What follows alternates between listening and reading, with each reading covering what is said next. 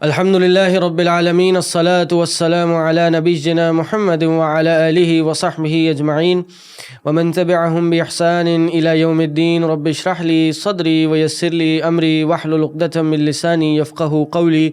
فأعوذ بالله السميع العليم من الشيطان الرجيم من حمده ونفخه ونفثه. بسم الله الرحمن الرحيم. السلام علیکم ورحمۃ اللہ وبرکاتہ. ونس اگین ہمارے اس پوڈ کاسٹ میں آپ سب کو بہت بہت خوش آمدید. آج کا ٹاپک اس اعتبار سے بڑا یونیک ہے کہ زندگی میں انسان اگر کچھ کرنا چاہ رہا ہے تو کیا کرے، اور کچھ بڑا کرنا چاہ رہا ہے تو اس بڑا کرنے کی بنیاد کیا بنے. یہ آج کا ٹاپک ہے. نمبر 1 کہ انسان آخر علم ہی کیوں حاصل کرے. زندگی میں بہت سارے آپشنز ہیں، بہت ساری چوائسیز ہیں. دین میں بھی ایک سوال تو یہ اٹھتا ہے کہ انسان دین ہی پہ ہی کیوں چلے، اور جب دین پہ آ گیا تو دین پہ فالو کرنے کے لیے، دین پہ چلنے کے لیے آخر علم ہی کیوں حاصل کرے. علم ہی کیوں ایسی چیز ہے جو ہماری زندگی میں اگر کچھ ہم نے بڑا کرنا ہے یا زندگی انسان نے اس دنیا میں گزارنی ہے تو اس کو گائیڈ کیسے کرے گی. آج کا ٹاپک ہمارا یہ ہے، اور اس ٹاپک کو ڈسکس کرنے کے لیے کوئی اور نہیں بلکہ ہمارے ادارے کے انسٹرکٹرز ہیں، اور جس میں ہمارے دوست نمبر 1 شیخ عدیل حنیف ہیں، اور ان کا انٹروڈکشن پہلے بھی میں کرا چکا ہوں الحمدللہ. شیخ نے جامعہ بکر سے اپنی درس نظامی کی گریجویشن کی، اور اس کے ساتھ ساتھ اپنا ایم فل بھی انہوں نے سائیکالوجی میں کیا ہے. اور اس کے ساتھ ساتھ میرے لیفٹ پہ شیخ حنین ہیں، اور شیخ حنین نے اپنی گریجویشن معہد السلفی سے کی، اور اس کے ساتھ ساتھ یہ سی اے اور سی اے ایف سرٹیفائڈ بھی ہیں الحمدللہ. اور اس کے ساتھ ساتھ شیخ عدیل اور شیخ حنین ہمارے ادارے کے ایک فل ٹائم مشائخ اور اساتذہ میں سے ہیں. اس کے ساتھ ساتھ آج ہمارے ساتھ ایک اسپیشل گیسٹ ہیں، اور وہ بھی ہمارے بہت ہر دل عزیز شیخ فراز ہیں، شیخ فراز الحق. شیخ کا انٹروڈکشن تو میں شیخ کو کہوں گا شیخ خود ہی کرائیں، لیکن کچھ بریف بات میں بتا دیتا ہوں کہ شیخ ماشاءاللہ جامعہ اسلامیہ مدینہ یونیورسٹی سے، مدینہ منورہ سے پی ایچ ڈی ہیں ماشاءاللہ. اور یہ کوئی چھوٹی بات نہیں ہے. وہاں کئی لوگ، اول تو بہت سے لوگ کی دنیا میں حسرت ہی رہ جاتی ہے کہ وہ مدینہ یونیورسٹی جائیں، وہاں پڑھیں، وہاں مشائخ سے سیکھیں، پھر جاتے بھی ہیں تو بیچلرز کر کے آ جاتے ہیں. بہت سے لوگوں کا ماسٹرز میں ایڈمیشن نہیں ہوتا، ماسٹرز بھی کر لیتے ہیں تو بہت سے لوگ پھر پی ایچ ڈی میں نہیں جاتے. لیکن شیخ کو اللہ نے توفیق دی، اللہ نے شیخ پہ اپنا فضل کرم کیا. شیخ کی بھی اپنی محنتیں تھیں جو ماشاءاللہ شیخ وہاں سے پی ایچ ڈی کر کے آئے ہیں، اور آج المدینہ اسلامک ریسرچ سینٹر میں ایک فل ٹائم ریسرچ فیلو کی حیثیت سے اپنے فرائض انجام دے رہے ہیں. اور اس کے ساتھ ساتھ این ای ڈی یونیورسٹی میں بھی فل ٹائم فیکلٹی کے طور پہ یہ اپنی رسپانسبلٹیز وہاں پہ ادا کر رہے ہیں. تو جزاک اللہ شیخ آپ کے آنے کا، ٹائم نکالنے کا. امید ہے آپ کے علم سے، آپ کے تجربات سے انشاءاللہ آج مستفیض ہوں گے انشاءاللہ. جزاک اللہ. تو مشائخ آج کا ٹاپک آخر علم ہی کیوں، اس پہ میں سمجھتا ہوں تھوڑا دیر میں بات کریں گے، لیکن تھوڑا اس پہ بات کر لیں کہ آج کل ہمارے مسائل کیا ہیں. میں یہ بات انٹروڈکشن میں بھی بتانا چاہ رہا تھا، لیکن میں سوچا اس میں آپ لوگ کی بھی بات لے لی جائے کہ آج لوگوں کو بحیثیت مسلمان اور بحیثیت انسان بھی کن چیلنجز کا سامنا ہے، اور کون کون سی ایسی کنفیوژن، ڈاؤٹس، ایسے معاملات ہیں جو انسان کو آئے دن پیش آ رہے ہوتے ہیں. ان کو پہلے ہم ڈسکس کرتے ہیں، اور اس کے بعد میں چاہوں گا کہ آپ لوگ کچھ اپنی لائف سٹوریز بتائیں، پرسنل لائف ایکسپیرینسز بتائیں کہ آپ لوگ کیسے علم کی طرف آئے. کچھ میں اپنا بھی بتا دوں گا انشاءاللہ. آپ لوگ کو کیا چیز علم کی طرف لے کے آئی، اور کیا چیز نے آپ کو موٹیویٹڈ رکھا کہ آپ علم حاصل کرتے رہیں. کیونکہ بعض لوگ اس میں بہت جلدی ڈسکریج ہو جاتے ہیں، ڈی موٹیویٹڈ ہو جاتے ہیں، کیونکہ سفر ایک لمبا ہے. ہم نے انشاءاللہ اس پہ ایک الگ پوڈ کاسٹ کرنی ہے کہ کیسے اوور کم کریں چیلنجز کو اپنے اسٹوڈنٹس کے ساتھ. تو لیکن کچھ آپ لوگ سے بھی جانیں گے، اور پھر انشاءاللہ اس پہ بات کریں گے کہ بھائی یہ علم ہی کیوں ایسی چیز ہے، ہم نے علم ہی کیوں چنا جو انسان کو آگے لے کے جاتی ہے، اور ان تمام چیلنجز، ان تمام مسائل کا سلوشن علم کیسے ہے. تو شیخ پہلے آپ سے شروع کرتے ہیں، بسم اللہ. جزاک اللہ خیر. سب سے پہلے تو بہت شکریہ آپ کا اور بروز انسٹیٹیوٹ کا، سب نے آپ نے مجھے بلایا اور بہت اچھا لگا. پہلے بھی ماشاءاللہ آتے رہے، لیکن یہ بہرحال ایک نیا ایکسپیرینس ہے اس میں اللہ تعالیٰ برکت رکھے. آمین. بہرحال یہ ٹاپک بہت اہم ہے, جس طرح آپ نے ذکر کیا کہ علم ہی کیوں, بہت اہم سوال ہے. اور لوگ اپنے دنیا کے مسائل تو لوگوں کے بہت طرح کے ہوتے ہیں, اور ہر کوئی اس کو اپنے اپنے طور پہ جیسے کہتے ہیں نا سوچ رہا ہوتا ہے کہ اس کا کیا حل ہے. تو اگر ہم دیکھیں تو شاید جو کامن مسائل ہیں دنیا کے لوگوں کے آج کل, تو وہ تو گھوم پھر کے وہی روٹی کپڑا مکان تک آ جاتے ہیں. صحیح بات ہے. عام بندہ تو اسی کے بارے میں زیادہ سوچ رہا ہوتا ہے کہ کیسے ہو روٹی کپڑا مکان کے مسائل حل. لیکن اب میں اور پرانے شاید لوگوں میں کوئی فرق یہ ہے کہ پہلے لوگ جو ہوتے تھے نا, ان کی نظریں اپنے ہی آس پاس ہوتی تھی. یعنی اتنا روٹی کپڑا مکان مل جائے جتنے میرے آس پاس کے لوگوں کو ملا ہوا ہے. آج تھوڑی سی اس سے بڑھ کے جو ہے نا لوگوں کی نظریں دنیا تک چونکہ پہنچ گئی ہیں. صحیح کہ وہ ملک وہاں پہنچ گیا اور وہ بڑا تاجر وہاں پہنچ گیا. تو پھر اس طرح سے اگر دیکھا جائے تو شاید اگر یہ ورڈ کہا جائے کہ پھر لالچ بڑھ گئی ہے یا اس کی طلب دنیا کی اور بڑھ گئی ہے, کیونکہ لوگوں کے جو لائف اسٹائل ہے جو سامنے اب نظر آنا شروع ہو گئے ہیں, پہلے شاید لوگوں کو نظر نہیں آتے تھے اتنے. آپ کی بات کی تائید میں ایک بات کہوں گا کہ آج سے 100-150 سال پہلے بلینئرز کی جو لسٹ تھی وہ آپ کو نہیں ملے گی کہ دنیا میں کتنے بلینئرز ہیں اور ان کی نیٹ ورتھ کیا ہے. لیکن آج کی تاریخ میں یہ 25-30 سال پہلے سب سے پہلے جب یہ بل گیٹس آیا تو آپ کو بلینئرز بھی کوئی ہوتے ہیں اور ان کی کوئی رینکنگ ہوتی ہے, یہ آپ کو سامنے آنا شروع ہو گئی. تو آپ کی بات بالکل صحیح ہے کہ یہ جب دیکھنا شروع ہوئے تو خواہشات اور بڑھنا شروع ہو گئی. تو میں یہ سوچتا ہوں کہ عام بندہ تو اس پہ زیادہ سوچتا ہے, لیکن کچھ چیزیں آج کے زمانے میں اور ایڈ ہو رہی ہیں. وہ جو ملکوں کے حالات ہیں, خاص کر اگر ہم اپنے پاکستان کی بات کریں, یہاں پر جو ایک پولیٹیکل ہمارا جو ایک میدان ہے اس میں انسٹیبلٹی نظر آتی ہے لوگوں کو, اکنامک مسائل ہوتے ہیں, لوگوں کو فیوچر کی اپنی فکر ہوتی ہے. میں ویسے جیسے ایک واقعہ سناتا ہوں آپ کو اپنا چھوٹا سا, یاد آ گیا فوراً. میں یونیورسٹی میں پڑھاتا ہوں نا, تو ویسے بہت سے اسٹوڈنٹس بولتے ہیں آپ کتنے سال رہے ہیں باہر, تو میں نے کہا میں 15 سال رہا ہوں باہر. ماشاء اللہ. تو 2006 میں گیا تھا, 2021 میں آیا ہوں. یقین جانیے کئی سارے اسٹوڈنٹ اس سے سوال کر چکے سر آپ واپس کیوں آئے.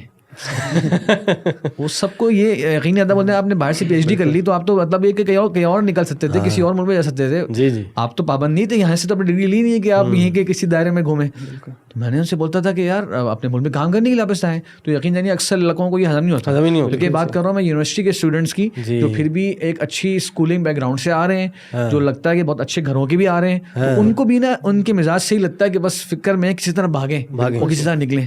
یہ فکر جو ہے اب جو ہے کالج سے ہی شروع ہو جاتی ہے, انٹر اور اے لیول سے ہی جو ہے وہ پیکج ان کا بننا ذہن میں شروع ہو جاتا ہے کہ میں نے تو جانا ہے. اور کافی جو یونیورسٹی والے یہاں رک جاتے ہیں وہ بیچارے اس وجہ سے رک جاتے ہیں کیونکہ ابھی باہر داخلہ نہیں ہوا ہے, تو پھر وہ یونیورسٹی کے بعد کی پلاننگ کرتے ہیں کہ کس طرح اگر بیچلرز ہو گیا تو ماسٹرز کم از کم باہر سے کر لوں یا جاب کم از کم باہر کی چلی جائے. تو یہ کہ جو کمپیریزن والی بات, اور پھر ہمارے پاس اب یہ کمپیریزن کے جو مختلف پیمانے کھل گئے. جیسے آپ نے کہا کہ پہلے سے روٹی کپڑا مکان تھا, اب وہ روٹی کی فارمز بھی تبدیل ہو گئی ہیں ایسے ہی, ٹھیک ہے. اور اب وہ روٹی بھی صرف روٹی نہیں چاہیے, اب وہ میل ہونی چاہیے, بگ میل. اب وہ انٹرنیٹ کا ایکسیس چاہیے, ٹیکنالوجی کا ایکسیس چاہیے. اور پھر اس کے علاوہ اب یہ جو خاص کر اگر ہم دیکھتے ہیں سائیکولوجیکل ایشوز کے اعتبار سے کہ یہ جب لوگ ایک دوسرے کو کمپیئر کر رہے ہوتے ہیں اور وہ جو حسرتیں آپ نے ایسے کہا لالچ بڑھ رہی ہوتی ہے, تو وہ چیزیں جب پوری نہیں ہو رہی ہوتی اور پھر یہ اجتماعی طور پہ بھی ایک پریشر آ رہا ہوتا ہے, ملک کے معاشی حالات کا بھی آ رہا ہوتا ہے, تو پھر ایک شخص کو لگتا ہے کہ یار کوئی یہاں پہ تو کچھ حل ہے ہی نہیں, یہاں پہ تو کوئی راستہ ہی نہیں ہے نا. وہ جیسے آپ نے کہا کہ واقعتاً اس دماغ کو یہ بالکل ایک پریشان کن حالت رکھتی ہے کہ ایک شخص جس کے پاس یہ راستہ تھا باہر جانے کا, یہاں والے سارے کوشش کریں کہ باہر جائیں, اور وہ ایک شخص باہر ہوتے ہوئے باہر کے سارے حالات ہوتے وہ سب کچھ چھوڑ کے یہاں پہ آ رہا ہے, تو ان کو لگتا ہے کہ یہ سینس نہیں بن رہا, یہ سمجھ ہی نہیں آ رہی ہے یہ کون سا کوئی ایلین آ گیا. ان کا جواب دے دیا, پھر ان کو بھی جواب دینا آسان ہو جائے گا. نہیں بہرحال آپ نے کیا جواب دیا پہلے اپنا بھی تو بتائیں جواب, اور ہے وجہ اصل وجہ بھی کیا ہے. میں ذاتی طور پہ اپنا تو پرسنل بات ہو جائے گی, لیکن میں ان سے ہی کہتا تھا کہ مجھے پاکستان واپس آنے میں, آپ کا سسرال یہی ہے میرا خیال ہے, یہ تو حقیقت ہے, لیکن ان کی تو سب کی پریشر نہیں تھا. میرے کہتا تھا کہ مجھے پاکستان واپس آنے میں لمحہ بھر تردد نہیں تھا. انہوں سے یہ کہا صحیح ہے, اور میں نے کہا الحمدللہ 15 سال کے اندر میرے ذہن میں یہ تھا کہ جس دن میری پڑھائی یہاں پہ پوری ہونی میں نے واپس جانا ہے. اور اس کی تھوڑی سی بس وجہ یہ تھی کہ ہمارے جو بڑے بڑے اسکالرز وہاں سے پڑھ کر آئے وہ واپس پاکستان آئے, انہوں نے یہاں پر کام کیا. اور دین کا علم جو ہے وہ اس لیے نہیں ہوتا کہ آپ اپنی پرسنل کوئی جو ہے ڈگریز بڑھاتے جائیں اور اس کے اندر کوئی ایک اونچے مقام پہ پہنچ جائیں. کئی لوگوں نے بولا یہاں پہ جابس آپ کو مل سکتی ہیں وغیرہ وغیرہ, تو ہم اپنے آپ کو جسے کہتے ہیں ہم بھی انسان ہیں, ذہن میں خیالات تو آتے ہیں, ہم بھی کامن لوگوں کی طرح ہی سوچتے ہیں. یہ صحیح نہیں کہ ہم لوگ پڑھ گئے تو ہم لوگ کو دنیا کی نہیں ہوتی, آتی ہیں. لیکن بس یہ بار بار دل میں آتی تھی وہ قرآن کی ایک آیت اللہ تعالیٰ نے تھوڑی دل میں بار بار ڈال دی تھی کہ لِيُنذِرُوا قَوْمَهُمْ إِذَا رَجَعُوا إِلَيْهِمْ لَعَلَّهُمْ يَحْذَرُونَ کہ وہ اپنی قوم کو ڈرائیں جب وہ ان کی طرف واپس پلٹیں. سبحان اللہ. تو ہمارے ایک بڑے عالم تھے علامہ احسان علی ظہیر رحمہ اللہ, ان کے بارے میں بتایا گیا اور بھی کچھ اسکالرس کے بارے میں بتایا گیا کہ ان کو بڑی اچھی اچھی آفرز آئی تھیں, تو انہوں نے اس موقع پر نا یہ آیت کہی. ہم نے کہی تو نہیں, لیکن ہم اپنے آپ کو ذرا دل میں یہ کر لیا کرتے تھے کہ یار جا کے اپنے لوگوں میں کام کرنا ہے. جس سوسائٹی سے میں آ رہا ہوں وہاں کو میں زیادہ بہتر سمجھ سکتا ہوں بجائے اس کے کہ وہاں پہ دوسری جگہ کے لوگ آ کے کام کریں.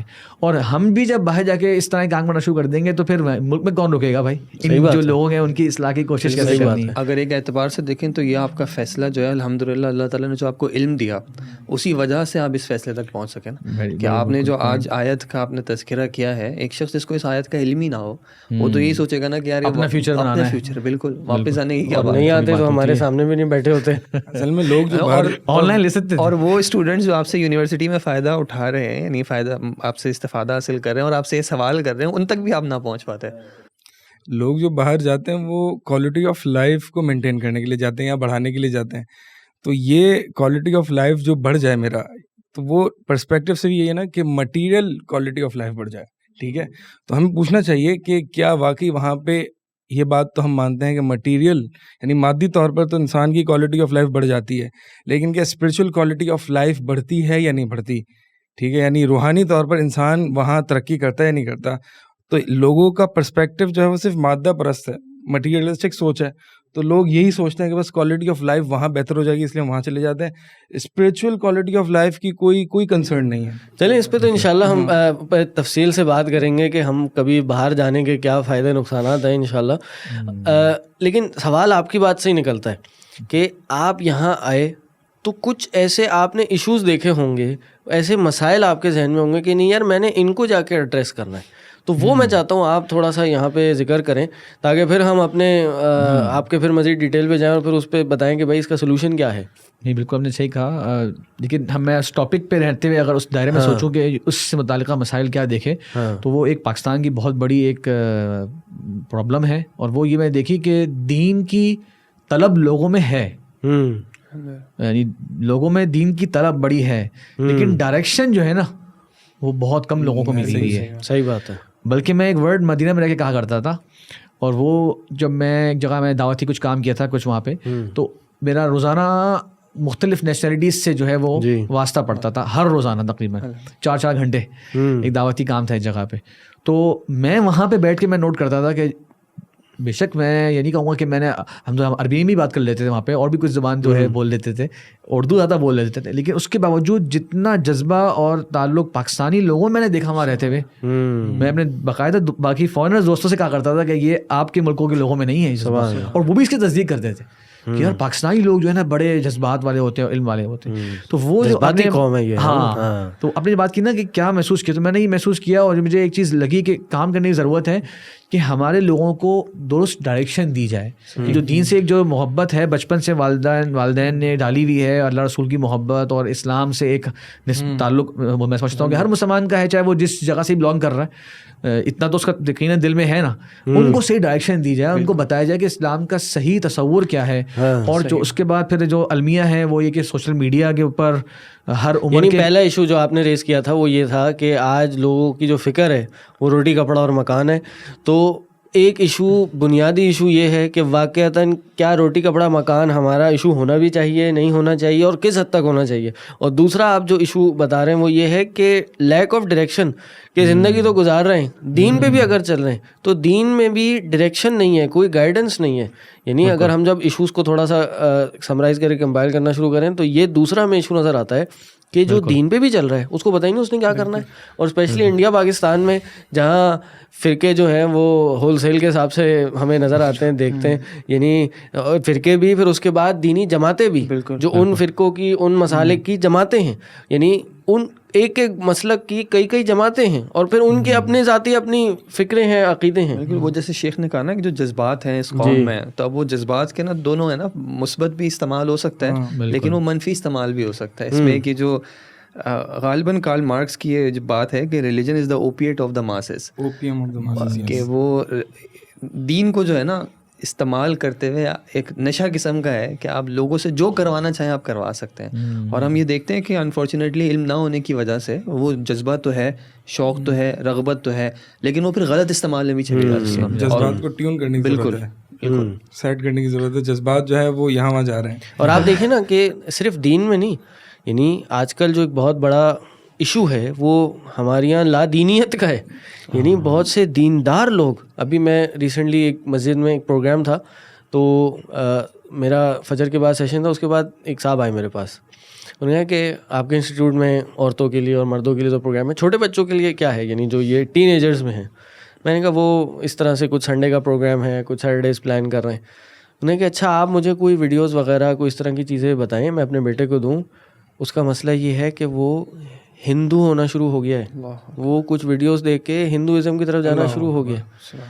یعنی ایتھیزم تو برحال مسلمان کے لیے ایتھیزم بھی سمجھ نہیں آتا, لیکن میں سمجھتا ہوں ہندوازم کی طرف جانا یہ تو اور زیادہ برا معاملہ ہے. کہ چلو ایتھیزم میں کچھ نہ کچھ وہ اپنا دماغ غلط چلا کے کچھ نہ کچھ جا رہا ہے, کسی نے اس کو گائیڈنس کر دی, ہاں وہ ایک فیشن بنا ہوا ہے ایتھیسٹ بن جانا, لاجیکلی چلو اس کو کوئی لاجک اس نے لگائی ہے, بھلے بدترین لاجک ہے وہ, لیکن یہ ہندوازم پہ ایک مسلمان کا بچہ جا رہا ہے. تو آپ یہ دیکھیں کہ لا دینیت, پھر اس میں یہ ایتھیزم کوئی چھوٹا مسئلہ نہیں ہے, انسان نے خدا کا ہی انکار کر دیا. یعنی قرآن کا جو میسج ہے وہ خدا کا وجود ثابت کرنا نہیں ہے, وہ تو میسج ہی ہے بھائی خدا ہے, میسج یہ ہے تم اس کی عبادت کرو. تو ہمارے دین میں یہ پھر یہ لادینیت, اور اس کے بعد یہ جو نئے نئے مسائل آپ کے جو ازمز آ رہے ہیں, فیمنزم, اور یہ آپ کا یہ حنین بھائی زیادہ اس میں بہتر بتا سکتے ہیں ماشاء اللہ, ان کا خاصا ہے یہ کہ ہر آئے دن ہماری یوتھ کو یہ مسائل پیش آ رہے ہیں. تو اب اس میں انسان کیا کرے, کس طرح سے ان کو ٹیکل کرے. اور پھر فیملی ایشوز ہیں. یعنی آپ دیکھیں کہ شادیاں ہو جاتی ہیں, شادی کر کے اب نکاح کے کیا مسائل ہیں, نکاح کے بعد طلاق اللہ کرے نہ ہو, لیکن بھائی طلاق کے بھی دین نے کوئی بنیادی اصول دیے ہیں, وہ ہمیں پتہ ہی نہیں. جہاں میاں بیوی میں تھوڑا سا کوئی جھگڑا ہوا, کوئی لڑائی ہوئی, بیوی نے لڑکی نے فوراً بوریا بستر باندھا اور اپنی اماں کے گھر.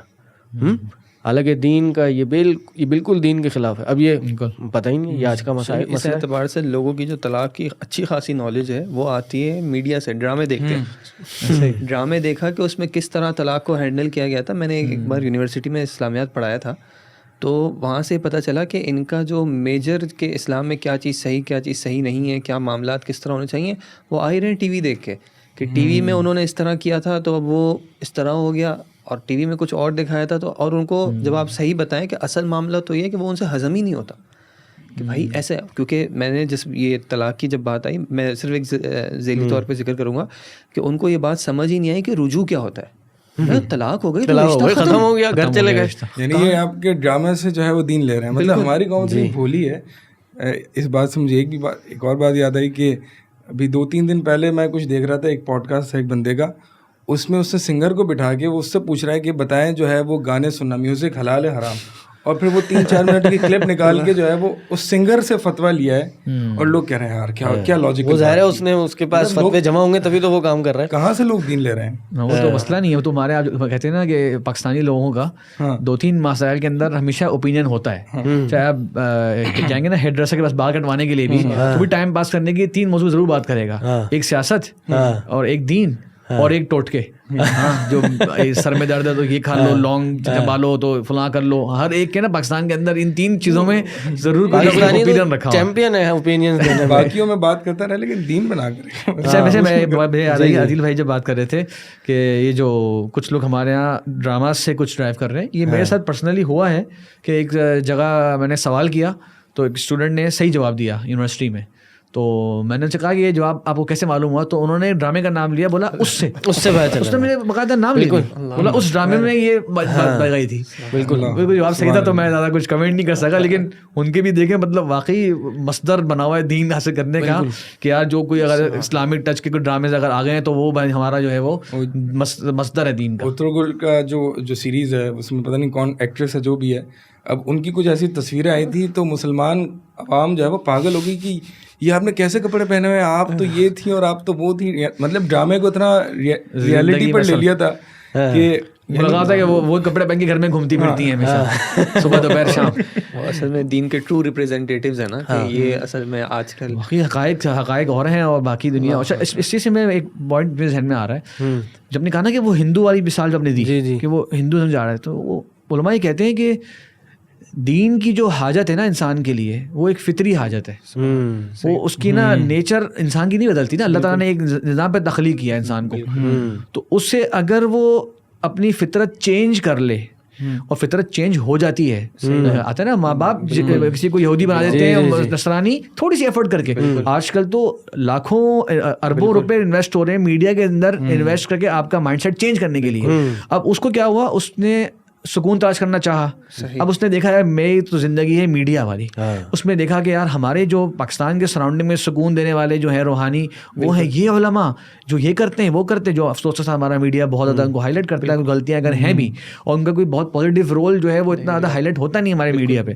اچھا ایٹ دا سیم ٹائم اس کو ملا کہ فلاں دین کے اندر نا رات کے وقت میں اگر اس طرح بیٹھ جاؤ یا یہ ریچولس کر لو تو بڑا سکون ملتا ہے, بڑی آسانی ملتی ہے. تو دیکھیے نیڈ اس کی وہی تھی, ایسے ہی ہے, صحیح جگہ سے پوری کرنے کے بجائے فطرت تبدیل نہیں ہو رہی. ہاں اس نے پوری کرنا شروع کر دی اس جگہ سے جو اس کو ایسے طرح سے پیش کی گئی کہ یار یہ بڑا بیسٹ طریقہ ہے اور اس سے تمہیں وہ راحت مل جائے گی. تو وہ اس کو آہستہ آہستہ فالو کرتا جا رہا ہے. اب جہاں تک جا کے اس کو جب چوٹ لگے گی شاید اس کے جب بہت سے فالوورز کو دیکھے گا کہ یار یہ تو ایسے ہے نہیں, تو شاید پھر وہ رجوع کر لے. لیکن پوائنٹ یہ ہے کہ یہ ملے گا, کیونکہ جو دیکھ رہا ہے آج کل نوجوان وہ رہتا اکثر و بیشتر اس ماحول میں جو اس کے سامنے سوشل میڈیا کے ذریعے ڈائریکشن بھی نہیں ہے, اور ڈائریکشن نہ ہونے کی وجہ سے وہ جو سولوشن اختیار کر رہا ہے وہ بھی غلط ہے. ڈائریکشن غلط بھی ہے, کمپاؤنڈ اگنورنس ہے, جہل مرکب ہے. ہاں کہ جی ایک تو پہلے غلط لا علمی ہے اور پھر علم بھی ہے تو وہ بھی غلط ہے.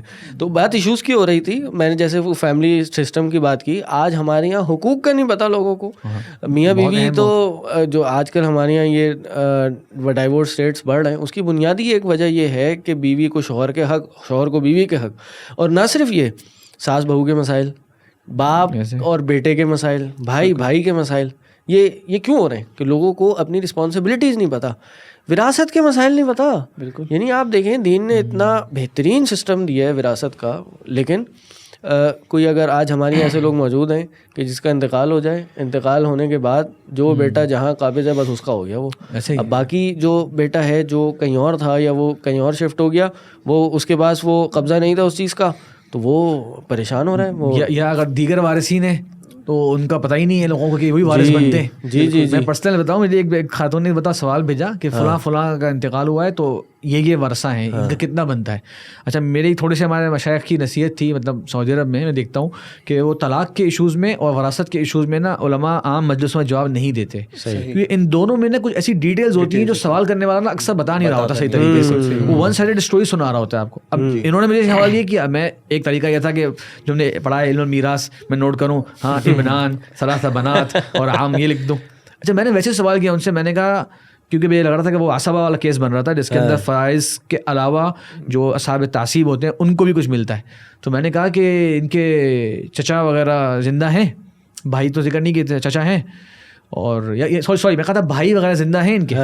تو انہوں نے کہا جواب میں کہا ہاں بھائی ہیں لیکن ان سے ہمارا کوئی تعلق نہیں ہے. سوچے وہی بات ہے کہ نا علمی کی, انہیں لگ رہا ہے کہ وراثت جو ہے نا وہ اس کو ملتی ہے جو آپ کا منظور نظر ہوتا ہے, آنکھوں کا تارا ہوتا ہے, جو ہر وقت الگ سلگ رکھتا ہے آپ سے, اس کو ملتی ہے. وہ بھائی رہ رہے ہیں اپنی دنیا میں, ان کے پاس 4 گاڑیاں ہیں اور ان کی تو بڑی دنیا کے اندر اللہ نے کو وسعت دے رکھی, تو وہ کیا کریں گے 2-3 لاکھ روپے کا. ایسی باتیں لوگ کرتے ہیں, ان سے کوئی تعلق نہیں ہے. میں نے کہا یہ وراثت جو ہے نا یہ اللہ تعالیٰ نے نظام تقسیم کر دیا پھر, اور اس کا رزلٹ کیا ہو رہا ہے, فیملیز ٹوٹ رہی ہیں, اختلافات ہو رہے ہیں, بعضوں کا لڑائی جھگڑے تک بات جا رہی ہے, قتل تک بات جا رہی ہے. میں ایسی فیملیز کو جانتا ہوں آپس میں کوئی پارٹنرشپ ٹوٹی, ایک دوسرے کو انہوں نے مارنے کی دھمکیاں دے دیں, لفافوں میں بلٹس ڈال کے بھیج دیں کہ تم نے اگر یہ کام کیا تو تمہاری جان ہم لے لیں گے. 25 سال 30 سال سے پارٹنرشپس ہیں, چاچے بھتیجے ہیں, لیکن اپنے بنیادی فرائض اور رسپانسبلٹیز کا نہیں پتہ, دین کا کیا حرمت ہے, رشتہ داری. اور پھر کہ اگر ٹوٹ بھی گئی, توڑنی بھی ہے تو کیسے آسان طریقے سے اس کو ہم نے ختم کرنا ہے, کوئی ایشو ہے.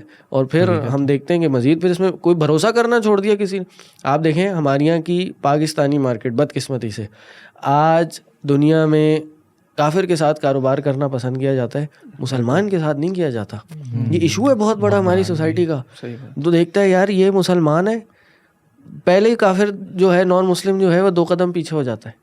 پھر ہمارے یہاں لوکل مسائل یہ ہیں, اگر آپ نے کاروبار کرنا ہے, کسی کو ادھار دینا ہے, تو پہلے تو بھائی آپ کو 1000 دفعہ سوچنا ہے کہ یار میں ادھار دوں نہ دوں, کیونکہ لینے والا جو ہے وہ سمجھتا ہے میرا حق ہے, اور آپ نے 1-2 مہینے پوچھا نہیں, اس سے 2-4 مہینے پوچھا نہیں, وہ کھا گیا بھائی, اب یہ جا وہ جا آپ نکلوا کے دکھا دیں. مطلب کاروبار میں آج اگر کوئی آتا ہے مال وغیرہ لینے, تو ہم پوچھتے ہیں بھائی آپ کی گارنٹی کیا ہے, جی ریفرنس دے کوئی, تو وہ کوئی ریفرنس دیتے ہیں کہ بھائی یہ میری گارنٹی لے رہے ہیں, یہ مارکیٹ کے بندے ہیں. تو ہم شرم سے جھکا لیتے ہیں کہ بھائی جس کی تو یہ گارنٹی دے رہے ہیں نا, تو اس پہ بھی تو ہمیں بھروسہ نہیں. تو یہ چین چلتی جاتی ہے کہ بھائی کس پہ کہاں بھروسہ کریں, تو آخر میں یہی یقین ہوتا ہے کہ اپنے آپ پر ہی بھروسہ ہے, اللہ توکل کر کے بھائی مال دینا ہے تو دو, ورنہ کیش پہ کر لیں. یعنی آپ دیکھیے یہ بھی ایک سوسائٹی کا ایشو ہو گیا ہے. آپ اس کے علاوہ آپ دیکھیے کہ ہمارے یہاں جو انٹرسٹ کے معاملات ہیں, صحیح ہے, ہمارے یہاں اتنی زیادہ یہ سروسز, پروڈکٹس, بینکنگ پروڈکٹس اور گورنمنٹ سیکیورٹیز کے نام پہ ایسی پروڈکٹس آ گئی ہیں, کیا حلال ہے کیا حرام ہے پتہ ہی نہیں ہے, لگے ہوئے. یعنی وہ ایک آپ نے جو شراب ہے اس کو اگر آپ شہد کا نام دے دیں تو وہ شراب شہد نہیں ہو جاتی, وہ شراب ہی رہتی ہے, لیکن ایک جم غفیر وہ شہد سمجھ کے پیے چلے جا رہے ہیں. وہ کہ جی ہم نے یہ تو بھائی اسلامک پروڈکٹ ہے, اسلامک بانڈ ہے, یہ پروڈکٹ سے پہلے آپ اسلامک لگاتے ہیں آپ, نہیں اسلامک میں کوئی نام, اللہ کا نام لگاتے ہیں, گائے پہ آپ اللہ کا نام بکنا شروع ہو جائے گا, ہاں کچھ بھی بکنا شروع ہو جائے گا.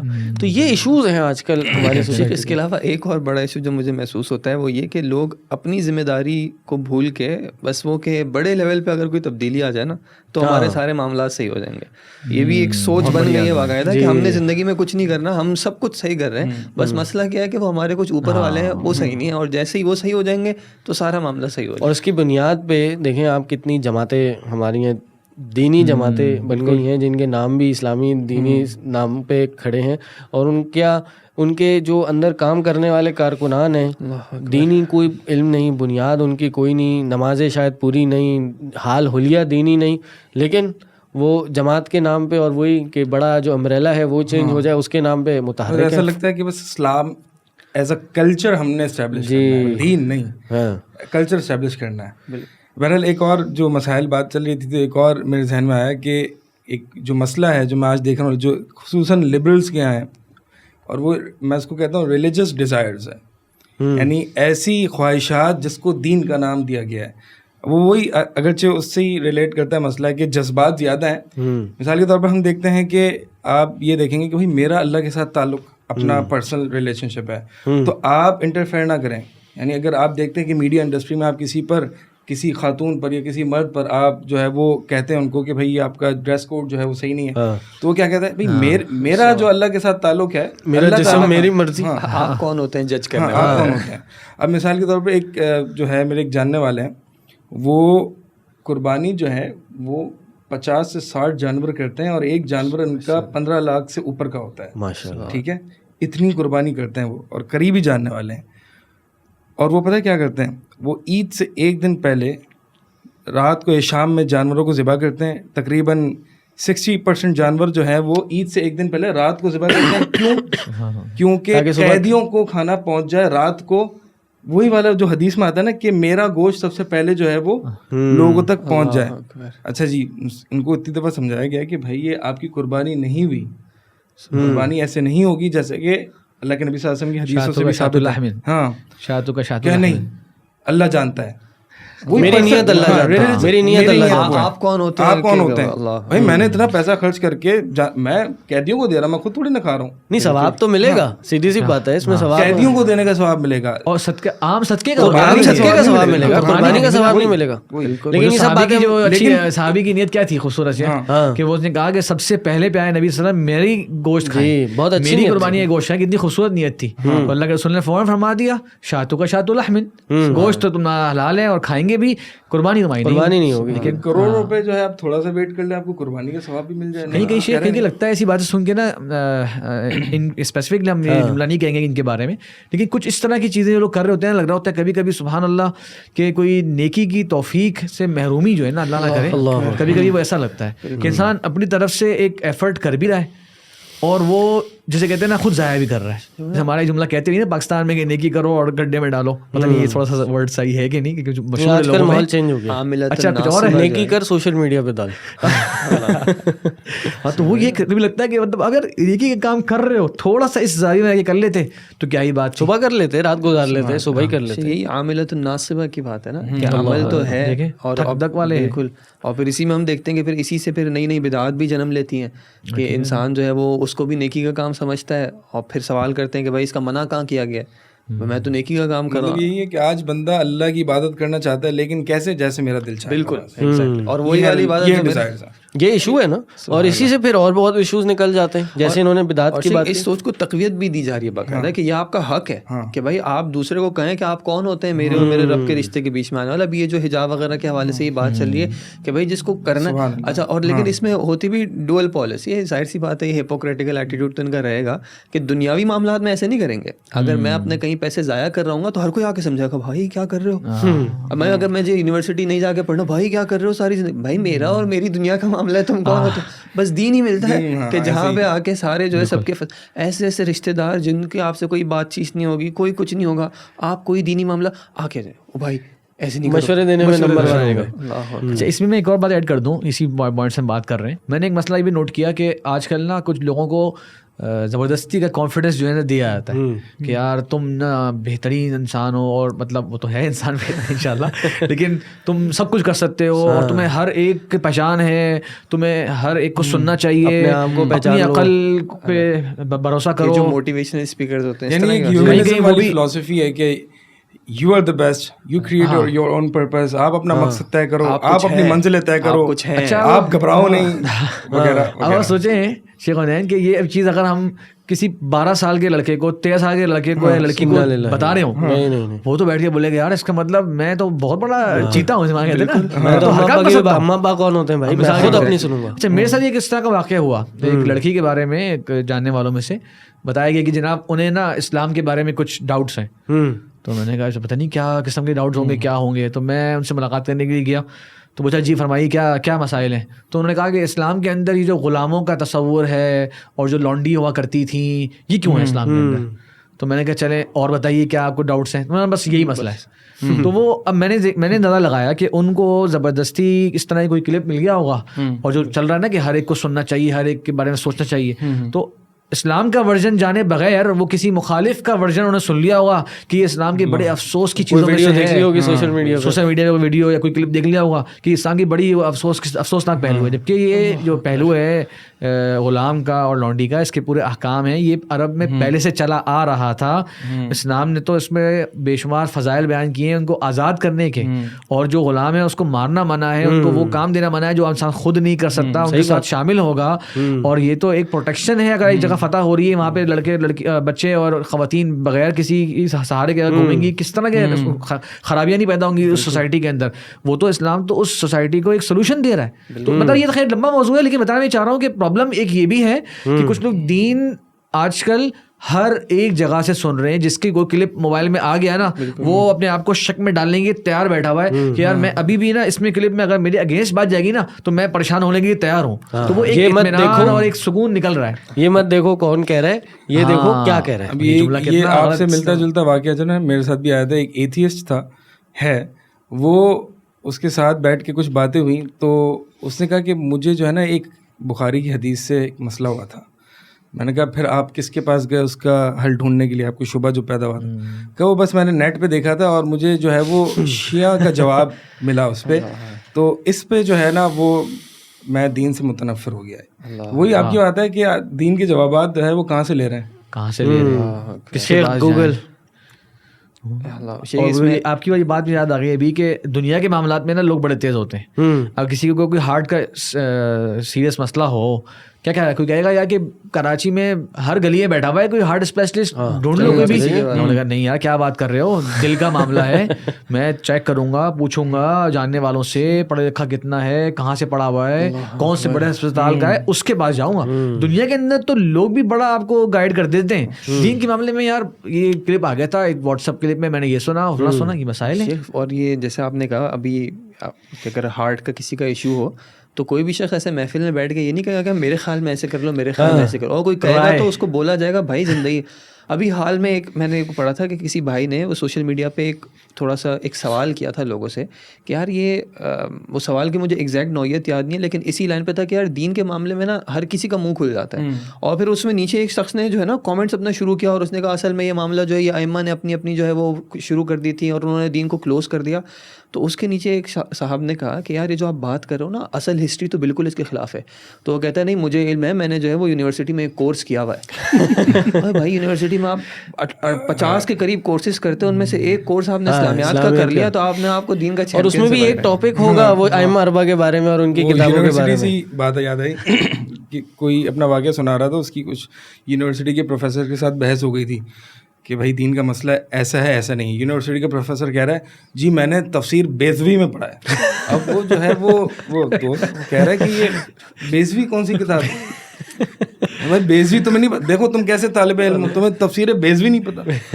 حالانکہ صحیح تفسیر جو ہے تفسیر بیضوی ہے. ٹھیک ہے، تو یہی حال ہوتا ہے. یہ فیشن ہے نا، وہ علی رضی اللہ عنہ کا ایک قول ہے کہ علم کی شرف کے لیے یہی کافی ہے کہ اس کا دعویٰ وہ بھی کرتا ہے جیسے وہ کچھ بھی نہیں آتا، اور جہالت کی مذمت کے لیے یہی کافی ہے کہ جو اس میں ہوتا ہے نا وہ بھی اپنے آپ کو اس سے بری سمجھ رہا ہوتا ہے. پیچھے لاجک یہ دی جاتی ہے کہ بھائی کیا دین کیا صرف تمہاری ملکیت ہے؟ دین سب کا ہے تو میں بھی بولوں گا. لیکن یہ کہتے ہیں یہ کہ ہمارے بارے میں اکثر عرب دنیا میں کہا جاتا ہے کہ کلو پاکستانی مفتی، ہر پاکستانی جو ہے نا وہ مفتی ہے، ہر چیز میں اس کے پاس کوئی نہ کوئی اوپینین ہوتا ہے، کوئی نہ کوئی رائے ہوتی ہے. پاکستانی صرف بدنام نہیں، باقی سب کے ساتھ مسئلہ یہ ہے. ہاں پاکستانی تھوڑی جذباتی ہے نا، جذباتی ہے نا، فوراً فتویٰ دیتے ہیں، فوراً. لطیفہ یاد آیا آج کل کے اسپیکر چونکہ بہت آ گئے نا دین میں گفتگو کرنے والے، اور ایک علم کا اور ریفرنس کا بڑا آج کل وہ چل رہا ہے لوگوں میں. تو ایک صاحب نے گفتگو کری ان میں سے ہی، ان کا بتا رہے تھے کہ ایک کتاب ہے تحفہ اثنا عشریہ، ٹھیک ہے، تحفہ اثنا عشریہ شاہ عبدالعزیز دہلوی کی کتاب ہے، وہ ہے ایک جلد کے اندر، میرے گھر بھی موجود ہے. تو اس کے بارے میں وہ ایک کلپ ان کا ہے ریکارڈ، میں نے خود سنا. انہوں نے کہا کہ تحفہ اثنا عشریہ پڑھ لیں، 12 جلدوں میں ضخیم کتاب ہے.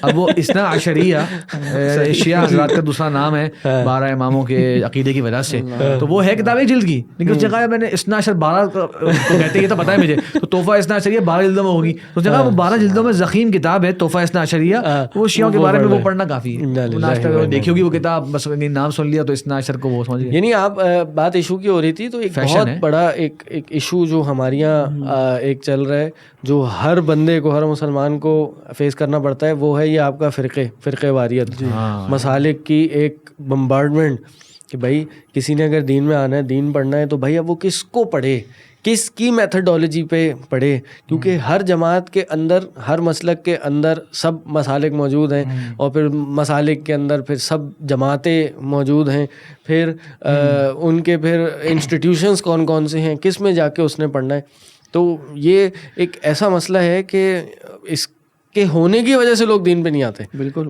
بلکہ ڈرایا جاتا ہے کہ مطلب آپ کیا دین کی بات کرو، کس کے پاس جاؤ گے، تو خود لڑتے رہتے ہیں آپس میں. دین پہ نہ ہو تو کہاں جاؤ، لبرل ہو جاؤ.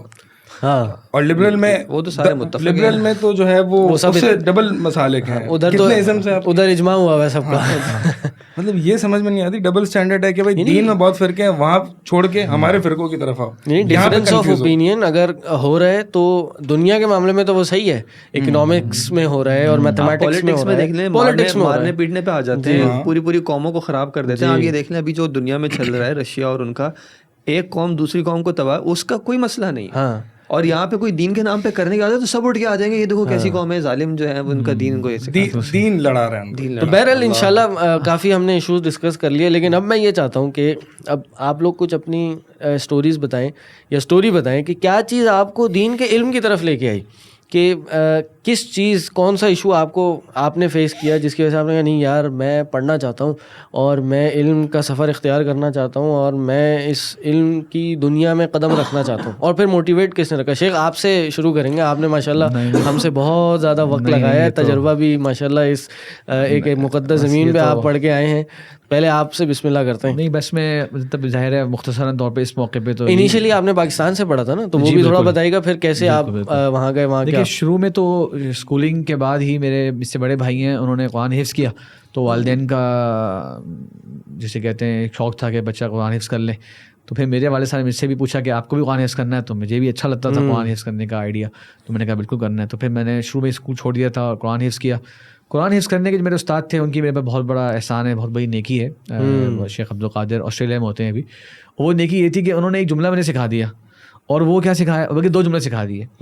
ایک یہ کہ اسکول میں نہیں جانا کیونکہ وہاں پہ پینٹ شرٹ پہنتے ہیں. تو یہ اس زمانے کا ایک جیسے کہتے ہیں نا 20-25 سال پہلے کے مسائل ہوتے تھے. اب شاید لوگ بولیں گے یار اس میں کیا مسئلہ ہے, نہیں تو ہم خود اپنے بچوں کو بھیجتے ہیں. اب ہم بول دیں گے چلو یار وہ پینٹ شرٹ کے کوئی ایک خاص طریقے پہ منع ہے, اس طرح کا نہ ہو, ورنہ کا نارمل ہے تو چلو. تو وہ بھی کہتے تھے وہاں پینٹ شرٹ پہنتے ہیں. اب وہ میرے بڑے ذہن میں بیٹھا ہوا تھا. دوسری پوائنٹ میری اچھی بولی تھی, بولا تھا اب یہ قرآن حفظ کر لیا, اب اس میں لکھا کیا ہے, اس کا مطلب کیا ہے, یہ کب پڑھو گے, یہ کون جانے گا. تو واقعی بڑا کلک کرتا تھا, واقعی قرآن حفظ کر لیا الحمدللہ, آتا کچھ نہیں سمجھ میں. تو کہتے تھے تو مدرسے پڑھنا ہے تاکہ دین کے عالم بنو, اور اس کو جو قرآن جو یاد کیے نا اس کو سمجھو. تو بھائی الحمدللہ ہماری فیملی کا تو بالکل اس طرف ماحول نہیں تھا, لیکن والد صاحب نے بڑا اچھا اس وقت ایک اسٹینڈ لیا, اور جیسے کہتے ہیں خاندان کے بہت سے لوگوں کی باتیں سنی کہ بچے کو ضائع کر دیا, بچے کو کسی کام کا نہیں چھوڑا, کوئی رشتہ نہیں دے گا, اس کو کوئی نوکری نہیں ملے گی. مطلب پورے خاندان کے لوگوں نے اپنا اپنا حصہ ڈالا ماشاءاللہ. بات ہے مجھے جیسے کہتے ہیں نا اس چنگل سے ان کی طرف سے اس چنگل سے نکالنے میں. تو ورنہ اس بات وہ یہ کہ اگر کوئی دنیا کے معاملات کے اندر ہوتا تو کوئی اتنی فکر نہیں کرتا. لیکن افسوس کے ساتھ میں دین کا پڑھنے جا رہا تھا, جیسے کہتے ہیں کہ تو ابا ایک بیٹے کا رسک لے رہے تھے, تو اس پہ لوگ جو ہے نا گھبرانے کے لیے آ گئے تھے. تو افسوس کے ساتھ ہمارے ساتھ ایک ماحول تھا. اللہ نے ہمت دی, بہت بڑی لوگ ہوتے ہیں جو اس اسٹیپ سے نہیں کر پاتے. بہت بڑی ان کی اللہ بچوں کو بھیج کے واپس بلا لیتے ہیں اور اس فیلڈ سے واپس ریورس. بس وہیں سے تھوڑا سا الحمدللہ شوق ہوا, اور جامعہ بکر ہمارا جو ادارہ ہے وہیں سے میں نے الحمدللہ تعلیم حاصل کری, اللہ نے موقع دیا اور بڑے اچھے اساتذہ سے پڑھنے کا موقع ملا. کس سال میں جامعہ بکر گئے تھے؟ میں نے وہاں پہ ایڈمیشن لیا تھا 99 کے بالکل اینڈ میں, 99 کے اینڈ میں, یا 2000 شروع ہو گیا تھا بالکل, شاید اس ٹائم کی بات ہے. 2000 سے 2006 تک میں نے وہاں پڑھا ہے, اور کیا کہتے ہیں وہاں کا جو معہد ہے پورا کمپلیٹ کیا الحمدللہ. اس وقت کی تھوڑی خاص یونیک بات یہ تھی, شاید بہت سے لوگوں کو نہ پتہ ہو, کہ وہاں پہ اس وقت اسلامک یونیورسٹی میں باہر کے اسٹوڈنٹس بہت پڑھتے تھے. تو ہم لوگ تقریباً 500 اسٹوڈنٹس اگر تھے وہاں پہ پڑھنے والے, تو ان میں سے 250 سے زیادہ غیر ملکی ہوتے تھے اور باقی پاکستانی ہوتے تھے. یعنی یہ ایک سیکنڈ ٹو مدینہ یونیورسٹی سمجھا جاتی ہے کہ جس کا مدینہ میں ہوتا وہ جامعہ ابوبکر آتا تھا. حتیٰ کہ ٹیچرز بھی جو ہے وہ بہت سارے نان پاکستانیز وہاں پڑھاتے تھے, ہمیں انہوں نے پڑھایا. اور اس زمانے میں اگر میں غلط نہ ہوں میری اصلاح کیجیے گا, آج کے ہمارے یہاں کے جو بزرگ مشائخ ہیں وہ سب وہاں پڑھایا کرتے ہیں. شیخ مسعود عالم, حافظ شریف صاحب, شیخ عبداللہ ناصر رحمانی, شیخ خلیمان لکھوی, سب ماشاءاللہ وہاں پڑھایا کرتے ہیں. وہاں پڑھا چکے ہیں. میں بہرحال ان کے بالکل بعد آیا ہوں, یعنی کہ میں جب آیا تھا تو شیخ خلیمان لکھوی صاحب جو ہے وہاں کے مدیر التعلیم تھے اس سال. تو بتا وہاں پہ پڑھنے کے بعد اللہ نے موقع دیا مدینہ منورہ جانے کا. تو تھوڑا سا میں اس جو ہمارے بات چل رہی ہے کہ علم کی طرف آئے کیسے, تو میں یہ کہنا چاہوں گا کہ بہرحال ہم اسی ماحول میں رہتے ہیں, اسی ماحول میں پڑے بڑے ہیں, جو ایک چیلنجز ہوتے ہیں وہ ہوئے ہیں. تو ایک غیر سنجیدگی کی ایج تھی جس میں ہم لوگ پڑھ تو رہے تھے کیونکہ امی ابو نے اس طرف ترغیب دلا دی تھی اور لگا دیا تھا, لیکن اس طرح زیادہ شعور شاید نہیں تھا کہ اس کی کیا اہمیت ہے. تو لیکن الحمدللہ اسی ماحول میں رہے تھے تو کچھ چیزیں پک بھی کر لیتے. تو مجھے اپنے اچھی اس کی جو میموری ہے وہ یہ ہے کہ میں جامعہ ہمیشہ شوق سے گیا, یہ شوق تھا, لیکن اس طرح سے پڑھنے کا اتنا زیادہ شوق نہیں ہوتا تھا. اور یہ گھبراہٹ ہوتی تھی جو ہمارا پاکستان کا معاشرہ دیتا ہے آپ کو کہ یار کیا کرو گے اس کے بعد, اس کے بعد کیا کرنا ہے, عالم بننے کے بعد کیا چیز تھی جو آپ کو موٹیویٹ رکھتی تھی, مطلب کیا ایسی ذہن میں تھی کہ نہیں یار میں نے پڑھنا ہے. آپ کو کبھی چھوڑنے کا نہیں ہوا کہ نہیں یار ابو کو میں بولوں کیا, سب بھائی بھی اسکول تھوڑا سا الحمدللہ یہ کہہ سکتا ہوں کہ جب اتنے زیادہ خیالات کی ایج آتی ہے, وہ عام طور پہ 20-22 تک آتے ہیں نا, بہت زیادہ سوچنے پہ روٹی کپڑا مکان والی جو فکر آنا شروع ہوتی ہے. یہ پرانا زمانہ ہو گیا, اب جو ہے نا بہت پہلے آ رہی ہے, اب تو آ رہے ہیں 15 سال کا بلینئر اور پتہ نہیں ایسی مڈ لائف کرائسس یہ نا وہ ٹین ایج میں آ رہے ہیں اب. جی. تو اس سے پہلے میں چلا گیا تھا مدینہ. تو یہ بھی میں شک نہیں کہنے کا کہ میری زیادہ جو علم کے لیے موٹیویشن مجھے ملی ہے زیادہ وہ مدینہ جا کے بھی ملی ہے. سبحان اللہ. اور یہاں رہتے ہوئے الحمدللہ میرا جو لاسٹ ایئر تھا جامعہ کے اندر وہ میرا بیسٹ ایئر تھا, کیونکہ میں کوئی بڑی بڑی کتابیں پڑھتے تھے اور طلبہ کم ہوتے تھے کلاس میں. اور شیخ ابو عمر ہمارے استاد ہیں ماشاءاللہ, آپ میں سے بھی سب کے استاد ہی ہیں, وہ بڑی محنت سے پڑھاتے تھے, میں نیل اوتار. تو اس وقت تھوڑا سا شوق پیدا ہوا تھا علم کا, اور ایک بڑی اچھی چیز شوق کی وجہ بنی تھی کہ ہمارے شیخ ابو عمر کی عادت تھی وہ عرب علماء کی نا اقوال بیان کیا کرتے تھے, جیسے شیخ البانی کا اس میں یہ موقف ہے, شیخ ابن عثیمین کا یہ رائے ہے, شیخ ابن باز یہ کہتے ہیں. تو بڑا وہ اچھا لگتا تھا. وہ اس وقت بڑے بڑے نام تھے کہ یار ان کی کوئی آراء بھی ہوتی ہیں, ہم تو زیادہ سوچتے نہیں تھے ان بارے میں, ہم سوچتے تھے خالی پرانے علماء کی رائے ہوتی ہیں. تو بہرحال الحمدللہ بات وہی لمبی ہے. اچھا, اس سے مجھے ایک بات یاد آئی کہ ہم ایشوز کی بات کر رہے تھے. آج ایک بہت بڑا ایشو یہ ہے کہ ہمارے لوگوں کو اپنے علماء کی کتابوں کا نام نہیں پتہ, اور اس سے بڑا ایشو یہ ہے کہ ہمارے لوگوں کو اپنے علماء کا ہی نام نہیں پتہ. آپ کسی محفل میں جمعے میں کسی کو بولیں بھائی یہ شیخ عثیمین کون ہیں, شیخ البانی کون ہیں, شیخ بن باز کون ہے, تو میرا خیال ہے کچھ 4-5% لوگ ہاتھ اٹھائیں گے جی میں ایک کے بارے میں بتاتا ہوں یہ کوئی سعودیہ میں کوئی عالم ہوا کرتے تھے. بالکل. یعنی اور میں یہ سمجھتا ہوں کہ آج کے دور کا المیہ یہ ہے کہ جو شخص اپنے بڑوں کو خاصتاً ان جہابزہ اور ان علم کے سمندر علماء کو نہیں پہچانتا, یعنی ان کا کلام کسی کبھی نہیں پڑھا, کوئی کتاب کسی نے نہیں پڑھی, تو یہی سب سے بڑا خسارہ ہے, یہی سب سے بڑا چیلنج ہے کہ ان کے ساتھ کوئی تعلق نہیں ہے, ہم جانتے نہیں ہیں. یعنی آپ جب تک اپنے علماء کو نہیں پہچانیں گے, آپ اپنی آئیڈینٹی آپ کو نہیں ملے گی. یہ بڑے ان العلماء ورثۃ الانبیاء, اگر نبی نہیں ہے صلی اللہ علیہ وسلم تو یہ علماء ہیں. کوئی صحابی کہے کہ بھائی میں مسلمان ہوں اور میں نبی صلی اللہ علیہ وسلم کو نہیں جانتا, یہ کون ہے, تو پہلے تو وہ صحابی نہیں رہے گا اور شاید وہ مسلمان بھی نہ رہے. تو آج چونکہ انبیاء علماء کے وارث ہیں تو ہماری کیا کیفیت ہو گئی ہے کہ ہم علماء کو ہی نہیں پہچانتے. ہاں ہمیں یہ پتا ہوگا کہ جی رونالڈو کون ہے, میسی کون ہے, رونالڈو کی نیٹ ورتھ کیا ہے, اور میسی نے پورے سال میں کتنے ٹویٹر کتنے میں خریدا گیا, کون سے ہالی ووڈ ایکٹر کا کس کے ساتھ کیا افیئر چل رہا ہے اور کس کے ساتھ کون سی اس کے ساتھ جو ہے وہ لڑائی ہو گئی, کانفلکٹ ہو گیا, یہ سب ہم سب کو پتہ ہوتا ہے. کون سے ولاگر کو اس کے کتنے انسٹاگرام پہ ملینز آف فالوورز ہیں, یہ ہمیں پتہ ہوتا ہے, لیکن ہمیں علماء کے نام تک نہیں, ایک تعارف بھی نہیں ہوا. دین سے منسلک اگر کچھ لوگوں کے نام پتہ ہیں تو کچھ انجینئرس کے نام پتہ ہے یا سائیکالوجسٹ کے نام پتہ ہے جو کہ دین کی باتیں کر رہے ہوتے ہیں, علماء کے نام ویسے واقعی. بہرحال شیخ آپ اپنی بات کنٹینیو کریں. بس میں یہی کہنا چاہوں گا کہ الحمدللہ وہاں پہ جا کے ایک بڑے علماء کو دیکھا, ان کی مجلسوں میں بیٹھنے کا موقع ملا, تو علم کا جیسے کہتے ہیں نا ایک دوسرا وہ نظر آیا کہ یہ بھی ایک عالم ہے پورا.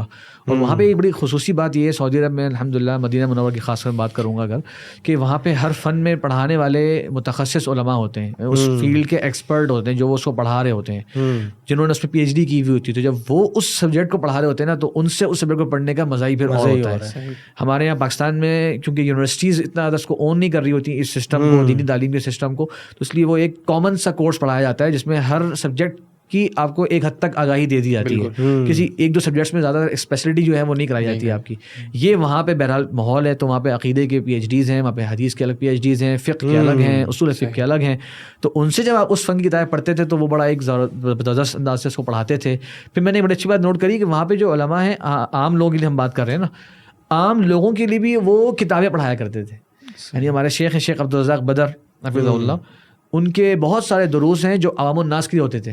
اب وہ اس میں پڑھاتے کہتے ہیں شیخ عبدالرحمن بن ناصر سعدی, جن کی تفسیر سعدی مشہور ہے, ان کے بہت سے رسائل ہیں جو تزکیہ نفس کے بارے میں ہیں, جو سعادت کیسے ملے گی اس کے بارے میں ہیں. تو وہ واعظ و نصیحت بھی جو ہے نا کوشش کرتے ہیں کہ علماء کے کلام سے ہو جائے. حافظ ابن قیم کا لوگ اکثر سنتے رہتے ہیں, ان کا بہت زیادہ کلام ہے دل کے بیماریوں کے بارے میں اور دل کے جو اعمال ہیں اس کے بارے میں, اس کے ذریعے وہ درس دیا کرتے تھے.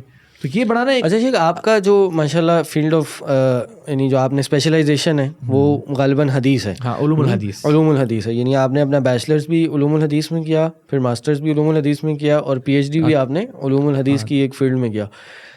اس کو پڑھتے ہوئے کیا ایسا چیلنج تھا یا کیا ایسا ایشو یا سیٹ آف ایشوز تھے جو آپ کے سامنے نہیں, یار یہ پڑھ کے میں یہ حل کروں گا یا یہ پڑھ کے میں ان ایشوز کو یا ان چیزوں کو کلیئر کروں گا, وہ ذرا میں چاہتا ہوں آپ بتائیں. ہاں, وہ بہرحال بالکل آپ نے اچھا سوال کیا.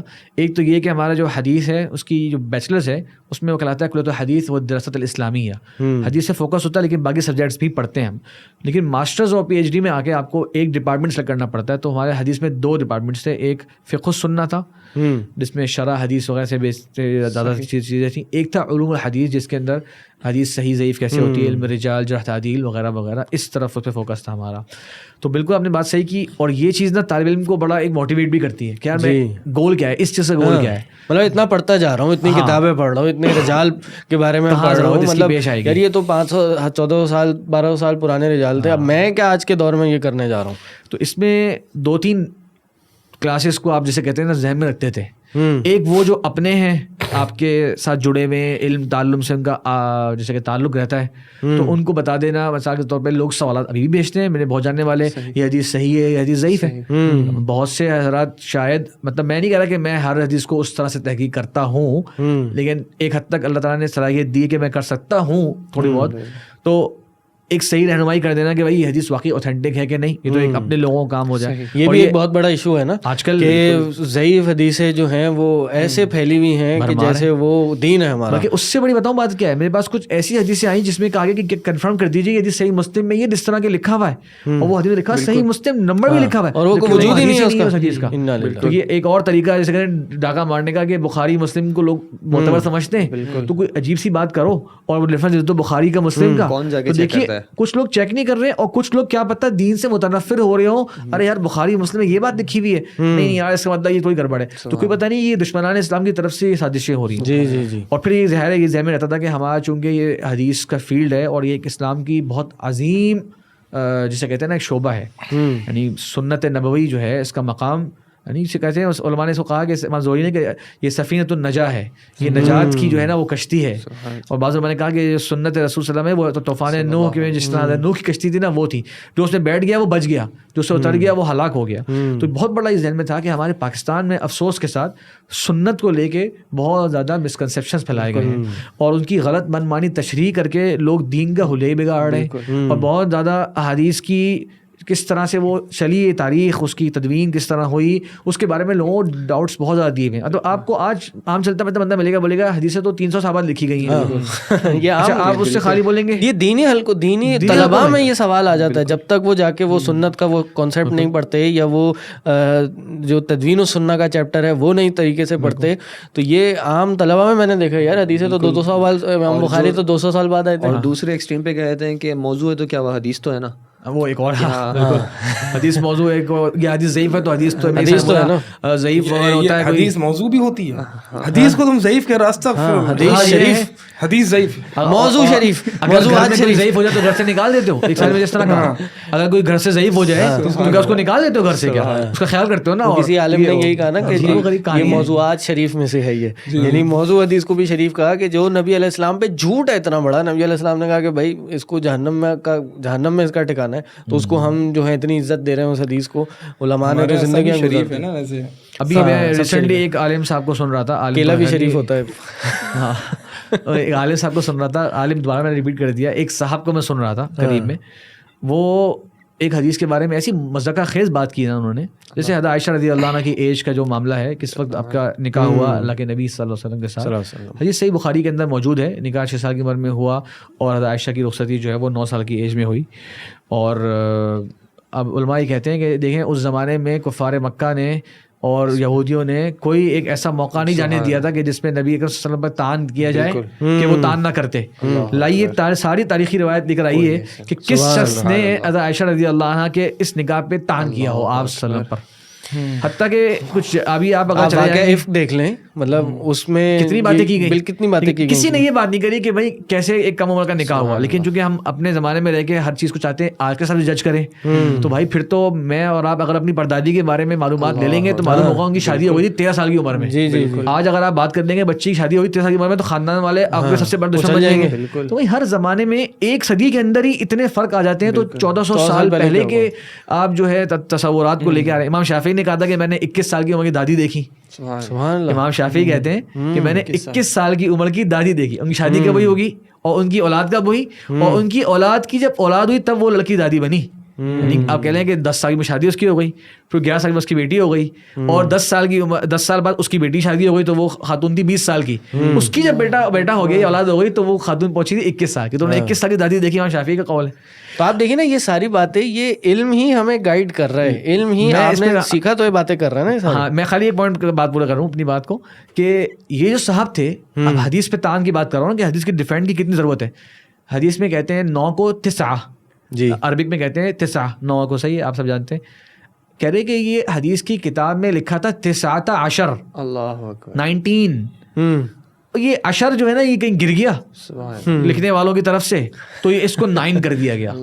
یقین جانیے یہ بہت مشہور ہمارے شخصیت ہے, انٹلیکچوئل اور بڑے بنتے ہیں, ان کا یہ کلپ ہے کہ وہ 19 تھا, وہ لکھنے والوں نے 9 لکھ دیا اور یہ بات جو ہے وہ ایسے چل پڑی, اور ان کو پتہ چل گیا کہ وہ ایسے ظالم لوگ ہیں. حدیث کی کوئی دنیا میں خالی ایک کتاب ہوتی ہے اور اس کا خالی کوئی ایک مینوسکرپٹ ہوتا ہے. لوگوں کو بتانے کی ضرورت ہے کہ صحیح بخاری جیسے کتاب ہے, صحیح مسلم کتاب ہے, ان کے سینکڑوں مینوسکرپٹس موجود ہیں. یہ کتابیں یہ نہیں کہ بس ہم نے خود آج کے زمانے پرنٹ کر دی, ان کتابوں کے پرانے قلمی نسخے جمع کیے جاتے ہیں. یہ تھوڑا ہمارا اس میں کام تھا ریسرچ کا.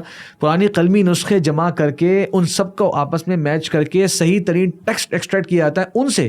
یہ تھوڑی کہ کوئی ایک ناسخ نے لکھا تو ماشاءاللہ دنیا کے سارے 400-600 کتابیں جو سب میں سے لکھ دیا گیا, اور یہ حدیث خالی صحیح بخاری میں تھوڑی ہے. یہ حدیث صحیح بخاری میں ہے, صحیح مسلم میں ہے, کتب ستہ میں ہے, مسند احمد میں ہے. اور ایک واقعہ تھوڑی ہے, کئی واقعات اس بارے میں آ رہے ہیں, کئی راوی ہیں ماشاءاللہ. سارے راویوں کو ایک ساتھ 9-10 کا لفظ جو ہے گرا دیا سب نے, اتنی دشمنی تھی ان کی. آپ تو حدیث کی بات کر رہے ہیں, حدیث کا مقام تو اسلام میں مسلمانوں میں مطلب اس سے سب سے اونچا مقام ہے نا, قرآن کے بعد سب سے اونچا مقام ہے. تو آج علماء نے آپ کی ماشاءاللہ جو کولیگز ہوں گے, بلکہ آپ نے بھی یہ ابن تیمیہ ابن قیم کی کتابوں پہ کام کیا ہے. ان کی کتابوں کے نسخے جمع کر کے, قلمی نسخے اور مینوسکرپٹ جمع کر کے ان کی کتابوں پہ تحقیق کر کے ان کو چھاپا ہے. بہت بعد والے تک چلتا ہے. المیہ یہ بھی ہے کہ لوگ دین کے معاملے میں ایسے کام کر جاتے ہیں, لیکن کوئی گریک فلسفی کا کوئی کال آئے گا جس کی کوئی نص نہیں ہے, کوئی سند نہیں ہے, اس پہ ایمان آ جائے گا کہ ہاں وہ اس نے ایسے ہی کہا ہوگا, بیا ہی نہیں ایسے کہا ہوگا. وہ بات واٹس ایپ کے اسٹیٹس پہ کہیں لگا ہوگا قول, آپ اس کو 10 جگہ بیان کر رہے ہیں, اور ہر جگہ الگ الگ نام سے. ایسا بھی ہوتا ہے, ایک ہی بات ہے, اور شیطان آپ کو یہ آگے پہنچانے سے بھول. تو میں یہ سوچ رہا تھا کہ یہ بھی بہرحال ایک اس وقت کی جیسے کہتے ہیں ذہن میں ہوتا تھا کہ جو ہمارے پاکستان کے اندر سنت کے تعلق سے جو غلط رویے عام ہوتے جا رہے ہیں, اللہ تعالیٰ ہمیں توفیق دے تو اس کی صحیح انداز میں لوگوں کے سامنے سنت کو پیش کر سکیں کہ سنت ہے کیا. اور جس طرح نے کہا نا کہ 300 سال والی بات عام لوگوں کے ذہن میں بھی ہوتی ہے, تو ہم اس کا صحیح پہ تاریخ بھی لوگوں کو بیان کر سکیں کہ یہ اللہ تعالیٰ کی طرف سے اتنی بڑی نعمت ہے اور اسلام کی مکمل تشریح ہے کہ اس پہ اگر آپ اعتراض کرنا شروع کر دو گے. اور یہ دیکھیں اس صاحب نے ایک راستہ کھولا نا, 10 گر سکتا ہے ایک بندے کے ذہن میں, اگر یہ بات بیٹھ گئی نا پھر وہ ہر حدیث کے بارے میں سوچے گا کیا پتا اس میں یہ بات راوی نے اپنی مرضی سے ایڈ کر دی ہو, کیا پتا اس میں ایک اور کوئی شرط لگائی ہوئی ہو, کنڈیشن وہ راوی سے مس ہو گئی ہو, دروازہ کھول دیا نا پورا. بالکل, جب حدیث پہ دروازہ کھولیں گے تو پھر اگلا ٹارگٹ قرآن بنتا ہے. انشاءاللہ آپ کے ساتھ نا پورا ایک ہم نے programme series of programme record کرنا ہے اس ٹاپک پہ. بڑا امپورٹنٹ ٹاپک ہے, اہمیت, سنت کی اہمیت اور علوم حدیث پہ انشاءاللہ. تو آپ اس کے لیے وقت نکالیے, خاص کر اس کا آج کل کے زمانے میں لنک, کیونکہ جیسے آپ نے کہا شیخ ایک ہی المیہ ہے, معذرت کے ساتھ, کہ پڑھانے والے, میں اپنا آپ کو بھی اس میں شامل کروں گا کہ ہم پڑھانا شروع تو کر دیتے ہیں, لیکن اس فن کی یا اس جو فیلڈ ہے اس کی وہ ہمیں مہارت یا وہ اس کی گہرائی نہیں پتہ ہوتی کہ اس کو آج کے زمانے میں کیسے اپلائی کیا جائے. اور اسٹوڈنٹس کنفیوز ہوتے ہیں, یار آپ یہ پڑھا تو رہے, اس کو آج ہم استعمال کس طرح کریں گے, اور اس کے لوپ ہولز اختیار کر کے کون کہاں سے کہاں نکل جاتا ہے. یہ اس کی اہمیت کیا تھی کہ بھائی ایک چیز جو علماء نے اس وقت کیوں کی, اور ہم دیکھتے ہیں کہ بھائی یہ اہمیت تھی کہ انہوں نے یہ دروازے بند کرنے تھے. ایک دروازہ بھی آپ کھلا چھوڑ دیتے ہیں تو ہلکا سا بھی آپ کھولتے ہیں تو کل کو پھر یہ اور کھولتا ہے, پھر ایک دن دروازہ ہی غائب ہو جاتا ہے. حقیقت ہے. تو بہرحال آپ کا جو پڑھنے کا جو مقصد تھا حدیث کا وہ یہی تھا کہ بھائی حدیث کی اہمیت کو اجاگر کیا جائے, حدیث میں جو صحیح ضعیف کا ایک چیپٹر ہے اس کی ڈیپتھ میں جا کر اس کا سامنا کیا جائے, اور بھی جو اس کے حدیث کے مخالف جو ڈاؤٹس کریٹ کیے جاتے ہیں ان کا جواب دیا جائے. اس لیے آپ نے پڑھا. شیخ حنین, آپ تھوڑا بتائیں, آپ علم کی طرف کیسے آئے, علم کی راہ آپ نے کیسے اختیار کی؟ بس ہم تو یہ دیکھا تھا کہ کوئی دین چیز ہوتی ہے تو دین پہ آنا اچھی بات ہے. ہاں, تو اللہ تعالیٰ کی توفیق سے دین پر تو آ گئے, اور آپ جانتے ہیں ماشاءاللہ آپ سب سے پہلے, آپ اپنے بارے میں بتائیں, میں جانتا ہوں لیکن یہ نہیں جانتے, یہ نہیں جانتے. نہیں آپ جانتے ہیں کہ آپ میرے ساتھ شیخ سعودیہ میں تھے, وہ نہیں جانتے. بالکل صحیح, بالکل صحیح. تو بس دین پہ آ گئے, اور ہمیں تو یہی لگ رہا تھا کہ دین پہ آنا, بس نمازیں وغیرہ پڑھ لیں, یہ دیندار ہونا ہے اور یہ اچھی چیز ہے. لیکن اللہ کا کرنا یہ ہوا کہ کچھ ایسے دوست ملے جن میں سے آپ سب سے سر فہرست ہیں جی. تو پتہ چلا کہ بھائی دین میں آنے کے بعد جو ہے وہ دین سیکھا جاتا ہے اور پھر عمل کیا جاتا ہے, ایسے نہیں کہ پہلے عمل کیا جاتا ہے. تو 5-6 مہینے تو ہم صرف عمل ہی کرتے, مطلب دین پہ آ کے آپ علامہ نہیں بنتے, دین پڑھ کے کچھ علامہ کی طرف بنتے ہیں. جی تو 5-6 مہینے تو عمل کر رہے تھے, اچھا فیل بھی ہوتا تھا, ایمان کی ایک سویٹنس اور پلیجر بھی آتا تھا. اور پھر جب آپ سے ملاقات ہوئی تو پھر پتہ چلا کہ بھائی دین پڑھا جاتا ہے, پڑھنے کے بعد جو ہے وہ عمل کیا جاتا ہے. تو یہی کچھ جو تھی, اور تو آپ کے ساتھ مل کے جو ہے وہ کچھ نہ کچھ مشائخ کے ساتھ بیٹھ جاتے تھے. کوئی اتنی خاص نیت نہیں ہوتی تھی کہ بھائی دین جو ہے وہ ہم اس لیے پڑھ رہے ہیں, آگے ہم نے جو ہے وہ کچھ کام کرنا ہے. جیسے کہ سلف کا قول بھی مجھے یاد آیا کہ سلف فرماتے ہیں کہ کننا نطلب العلم لغیر اللہ فابا ان یکون الا للہ, کہ ہم جو ہے وہ علم حاصل کیا کرتے تھے ایسی کوئی نیت نہیں ہوتی تھی غیر اللہ کے لیے، کوئی نیت نہیں ہوتی تھی. لیکن علم آیا ہی نہیں جب تک کہ ہم نے اس کو نیت اللہ کی نہ کر لی. تو جب علم پڑھتے گئے تھوڑا سا ایسی شروعات تو ایسی بھی تھی کہ بس پڑھنا ہے، ایسے ہی پڑھنا ہے، چلو دوست پڑھ رہے ہیں تو سب پڑھ رہے ہیں، یہ لوگ پڑھ رہے ہیں تو ان کے ساتھ چلا گیا میں.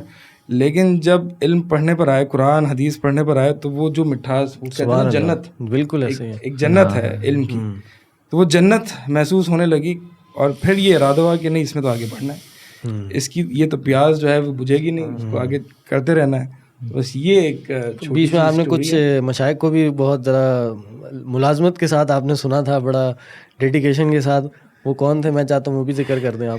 بہرحال وہ تو ایک خاص سچ کی تلاش میں اصل میں شیخ کی عاجزی ہے کہ اپنی کہانی کو سمیٹ رہے ہیں، ورنہ اس کے لیے بھی آپ کو پوری پوڈ کاسٹ کرنی. نہیں انشاءاللہ اسٹوریز آف چینج، آپ کی اسٹوری آف چینج پہ عمل جو ہے وہ شروع کے 5-6 مہینے کچھ عمل کر رہے تھے، تو یوٹیوب پہ ہی دیکھ رہے تھے کہ بھائی یہ کیسے کیا جاتا ہے، یا فلاں چیز گناہ ہے یا نہیں ہے. میں بتاتا ہوں، یہ ایک دن آئے میرے پاس کہ یار نہیں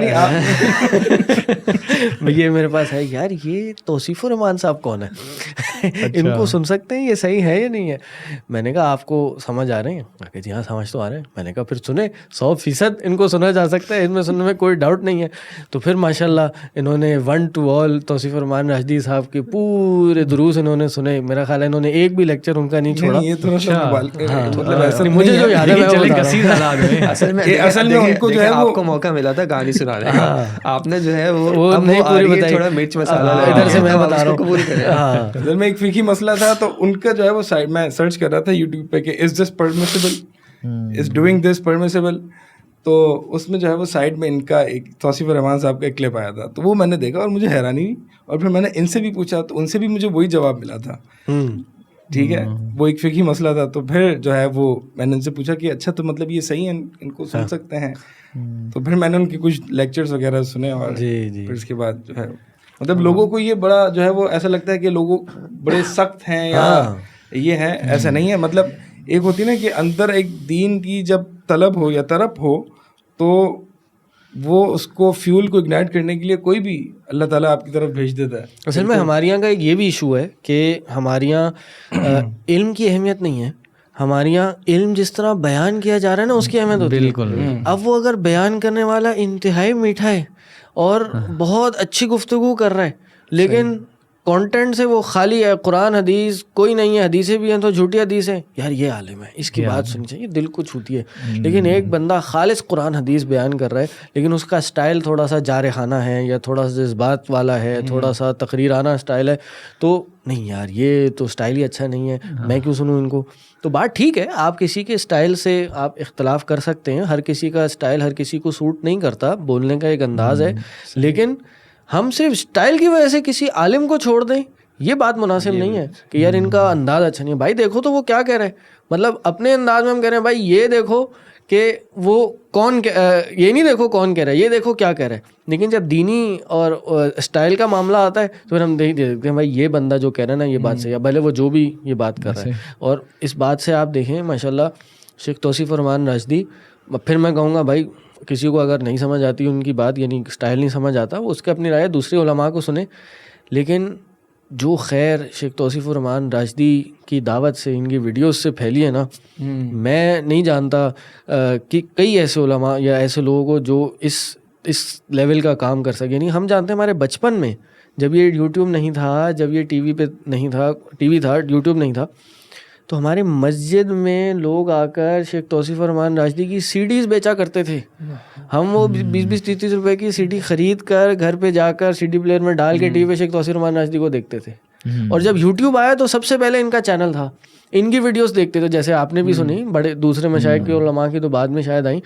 اور لوگ بتاتے ہیں کہ بھائی کئی لوگوں سے ملاقات ہوئی، ہم یہ شیخ توصیف الرحمان راشدی کی ویڈیو دیکھ کے چینج ہوئے. یعنی ایک بات یہ کہ ان کی جو باتوں میں کلیئرٹی ہے، یعنی ابہام نہیں ہے کہیں. اگر جیسے کہ بہت سے لوگوں کی کنفیوژن ہوتی ہے بھائی کون حق پر ہے، کس کو سننا چاہیے، قرآن حدیث کیا ہوتی ہے، تو وہ بالکل دو ٹوک بات ہے، جو وہ سمجھتے ہیں وہ بولتے ہیں. بہت سے لوگوں کی خواہش ہوتی ہے کہ بھائی مجھے سیدھا سیدھا بتاؤ، دبے الفاظوں میں نہ بتاؤ کہ کہیں آپ کچھ نام چھپا رہے ہو، کہیں آپ جماعت کا نام چھپا رہے ہو. تو وہ اس میں ماشاء اللہ کچھ لوگ جو بہت زیادہ کلیئرٹی چاہتے ہیں نا کہ بھائی مجھے دو ٹوک بتاؤ، اسٹریٹ فارورڈ، یس اور نو.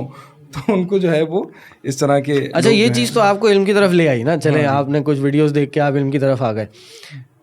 کیا چیز آپ کو کس چیز نے آپ کو موٹیویٹڈ رکھا؟ کیا آپ کے ذہن میں تھا کہ نہیں یار میں نے یہ کرنا ہے اور میں اس لیے یہ پڑھ رہا ہوں؟ کیا چیز, کوئی ایشوز آپ کے؟ ایک بات تو میں نے ضمناً بتائی کہ ایک جنت سی محسوس ہوئی اس میں, اور اس میں کافی مزہ بھی آیا پڑھنے میں. تو اور جو موٹیویٹ رکھا, حتیٰ کہ چیلنجز تھوڑے سے آئے گھر والوں کی طرف سے بھی آئے, کہ اس میں ظاہر سی بات ہے میں اس دوران سیکولر ایجوکیشن بھی پرسو کر رہا تھا. تو بس لوگوں نے مجھے یہ کہا کہ یا تو سیکولر ایجوکیشن یا تو عالم اور مفتی بن جاؤ. میں کہا میں ایسا کیوں کروں, وائی ناٹ بوتھ, میں دونوں کیوں نہ پرسو کروں, میں دونوں کروں گا.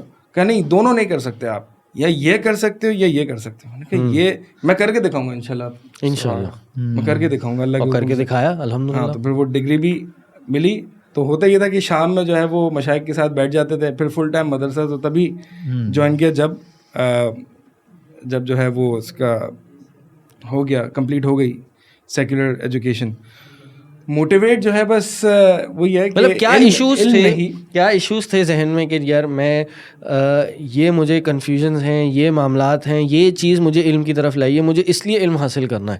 صحبت تو مل جاتی ہے, صحبت بہت سے لوگوں کو ملتی ہے, 2-4 دن 2 مہینے 10 مہینے پڑھ کے, سال 1.5 سال پڑھ کے صحبت ختم, یا کوئی اور ٹارگیٹ آ گیا, کوئی اور گول بن گیا, چلو بھائی یہ چھوڑا وہاں لگ گئے. لیکن آپ پڑھتے رہے 6-8 سال پڑھتے رہے, علماء کے پاس جاتے رہے.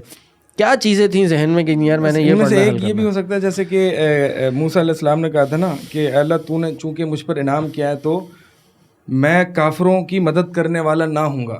یعنی اب میں جو ہے وہ دین کی مدد کروں گا, دین کی نصرت کروں گا.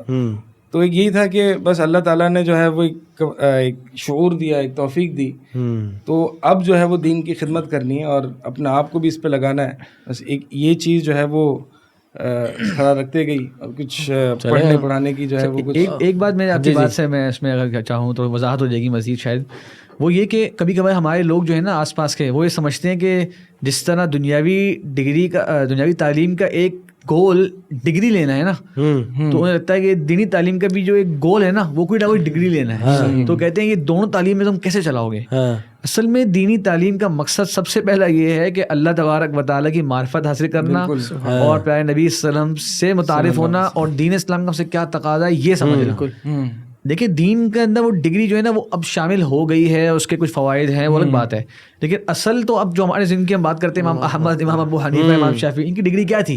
ان کی ڈگری تھی کہ اپنے استاد کے سامنے بیٹھ کے اتنے سال تک پڑھ لیے کہ ان کے استادوں نے ان کے بارے میں اتنے تعریفی کلمات کہہ دیے کہ لوگوں نے ان کو ایکسیپٹ کر لیا, اور آہستہ آہستہ اللہ نے ان کو امام کا درجہ دے دیا.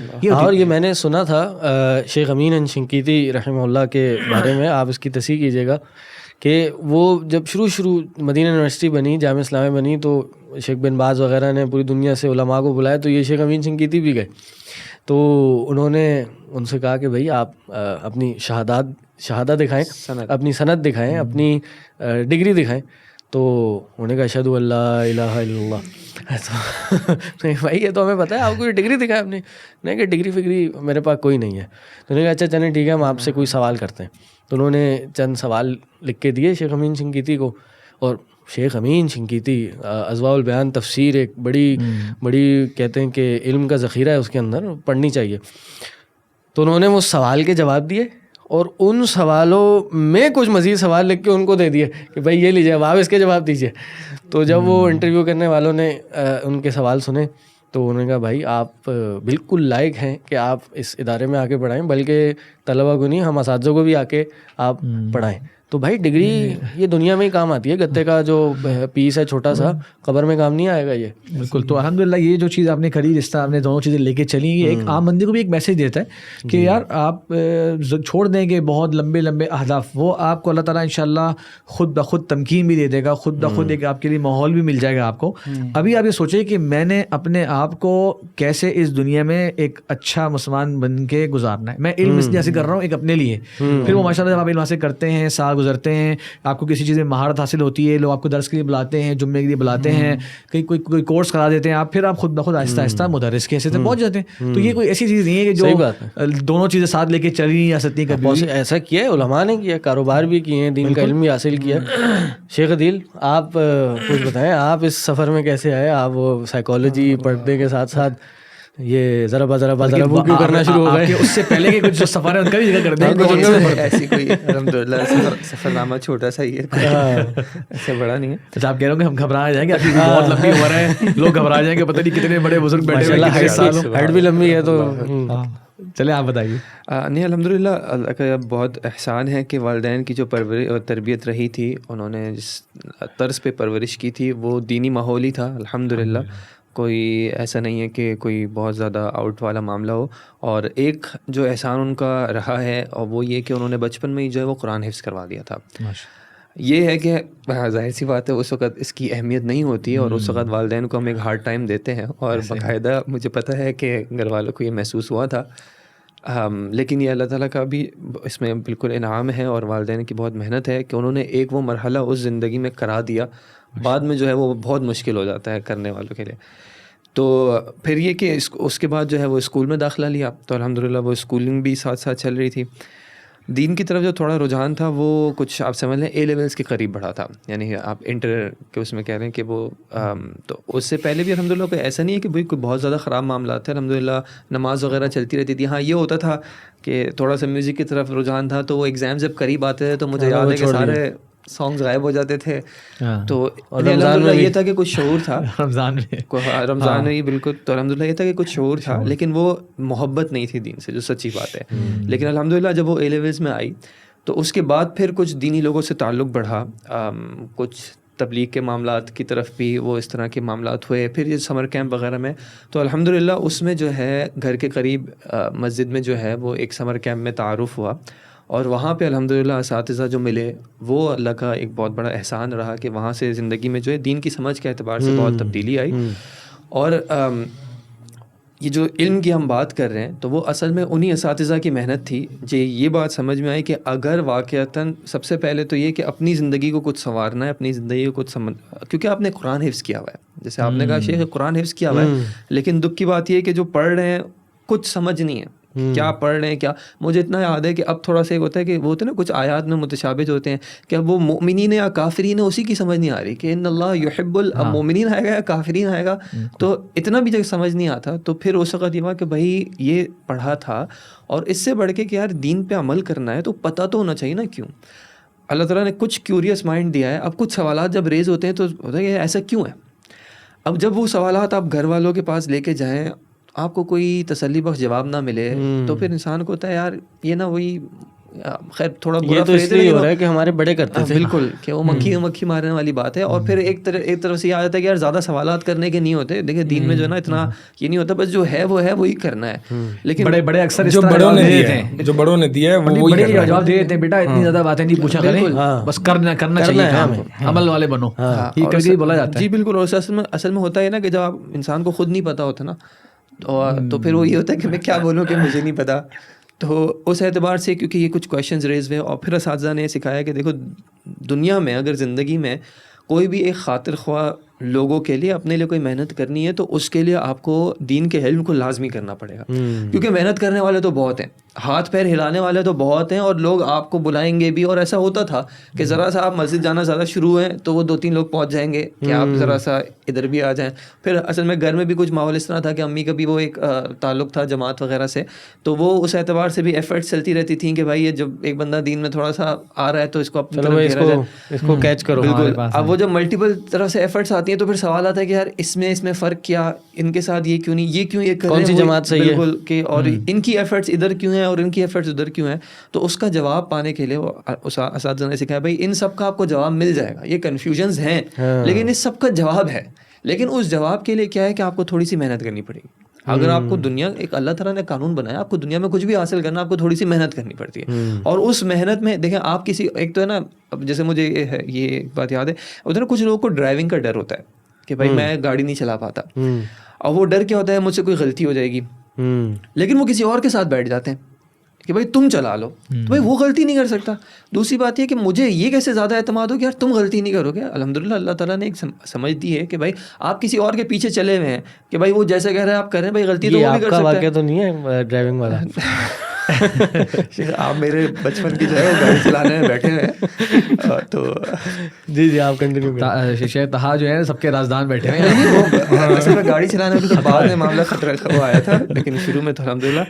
تو وہ یہ تھا کہ بھائی اگر آپ نے ایک چیز پہ عمل کرنا ہی ہے تو کیوں نہ آپ کو اس کے بارے میں خود پتہ ہو، بجائے اس کے کہ آپ ویسے کسی ایسے شخص سے پوچھیں جس کو خود کچھ نہیں پتا. تو اس اعتبار سے الحمدللہ وہ اساتذہ نے سمجھایا تھا کہ بھائی اور یہ فتنے تو بہت ہیں، فتنے بڑھتے بھی جا رہے ہیں، اور ان فتنوں کی پہچان پھر یہ بات نا کہ اللہ تعالیٰ کو مجھ سے اس وقت اس زمانے میں میری زندگی میں کیا مطلوب ہے، یہ چیز آپ کو علم کے بغیر نہیں آ سکتی. تو اس اعتبار سے انہوں نے کچھ محنت کی ہم پہ، اور انہوں نے سکھایا کہ بھائی دین کا علم حاصل کرنا چاہیے. پھر جب اس راستے پہ چلے تو الحمدللہ کہ اللہ تعالیٰ نے معاملات کو آسان کیا.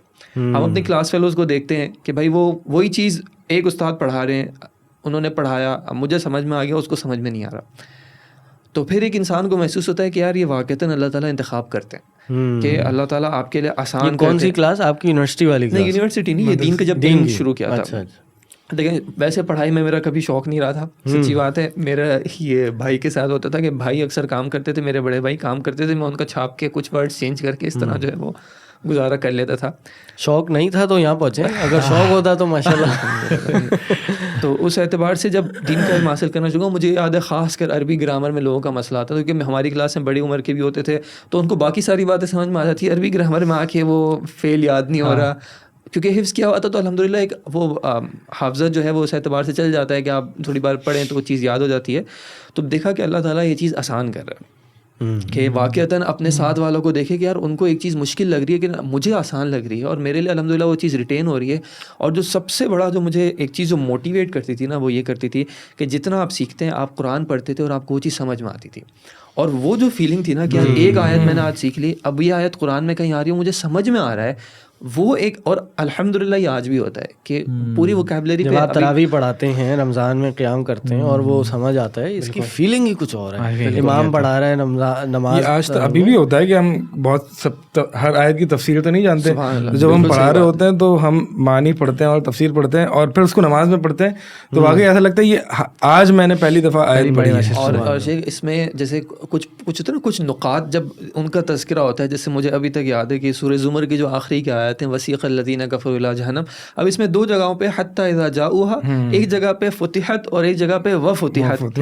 جب سے یہ ایک تو ہمیں شیخ عثمان نے بھی یہ بات بتائی تھی، اور پھر شیخ غالباً شیخ صالح العثیمین نے بھی یہ بات ذکر کی ہے، محمد بن صالح العثیمین رحمہ اللہ، کہ یہ واو جو ہے نا، یہ نبی صلی اللہ علیہ وسلم کے آنے کی وجہ سے ایک یہ گیپ ہے کہ ایسے ہی نہیں کھل جائے گا وہ دروازہ، کچھ مسنگ ہے یہاں. تو جب سے وہ تو الحمدللہ اب وہ آیت جو ہے وہ حل ہو جاتی ہے. اب وہ آگے کیا ہے، آگے جہنمین کا ذکر ہے تو واو کے بغیر ہے. تو اس طرح کی جب کوئی چیز یاد ہوتی ہے نا تو وہ پھر اور موٹیویٹ کرتی ہے. اور خاصتاً جب پھر سنت سے تعلق بڑھتا ہے، کیونکہ قرآن تو جب یاد کیا تھا تو وہ تو یاد کیا تھا اور وہ ابھی تک رٹے پہ چل رہا ہے، لیکن الحمدللہ احادیث میں کیا ہوتا ہے کہ اب احادیث جب یاد کی جاتی ہیں تو وہ معنی کے ساتھ یاد کی جاتی ہیں، اور وہ بات ریٹین بھی زیادہ رہتی ہے، سمجھ بھی زیادہ آتی ہے، اور اس کو ریکال کرنا بھی آسان رہتا ہے الحمدللہ.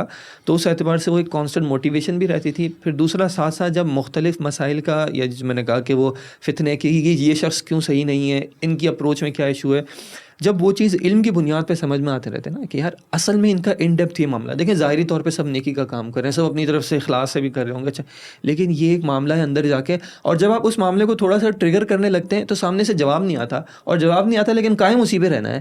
تو پھر سوال ہوتا ہے پھر کیوں یار، اگر آپ واقعتاً دین کو آپ بنیاد بنا رہے ہیں، آپ کہہ رہے ہیں قرآن اور رسول صلی اللہ علیہ وسلم کی بات جو ہے ہم اس کو مانیں گے، تو یہاں پہ یہ آپ کے سامنے واضح ایک معاملہ آ رہا ہے، یہاں پہ آپ کیوں چھوڑ رہے ہیں. یہ جو عمدۃ الاحکام میں بھی انہوں نے جو حدیث کو لائے کہ غالباً عبداللہ بن عمر رضی اللہ عنہ، انہوں نے ایک بات کہی کہ نبی صلی اللہ علیہ وسلم نے کہا ہے کہ اپنی عورتوں کو اگر وہ نماز کے لیے مسجد جانے کی اجازت مانگے تو مت روکنا، اور غالباً ان کے شاید بیٹے ہیں، انہوں نے کہا کہ ہم تو منع کریں گے.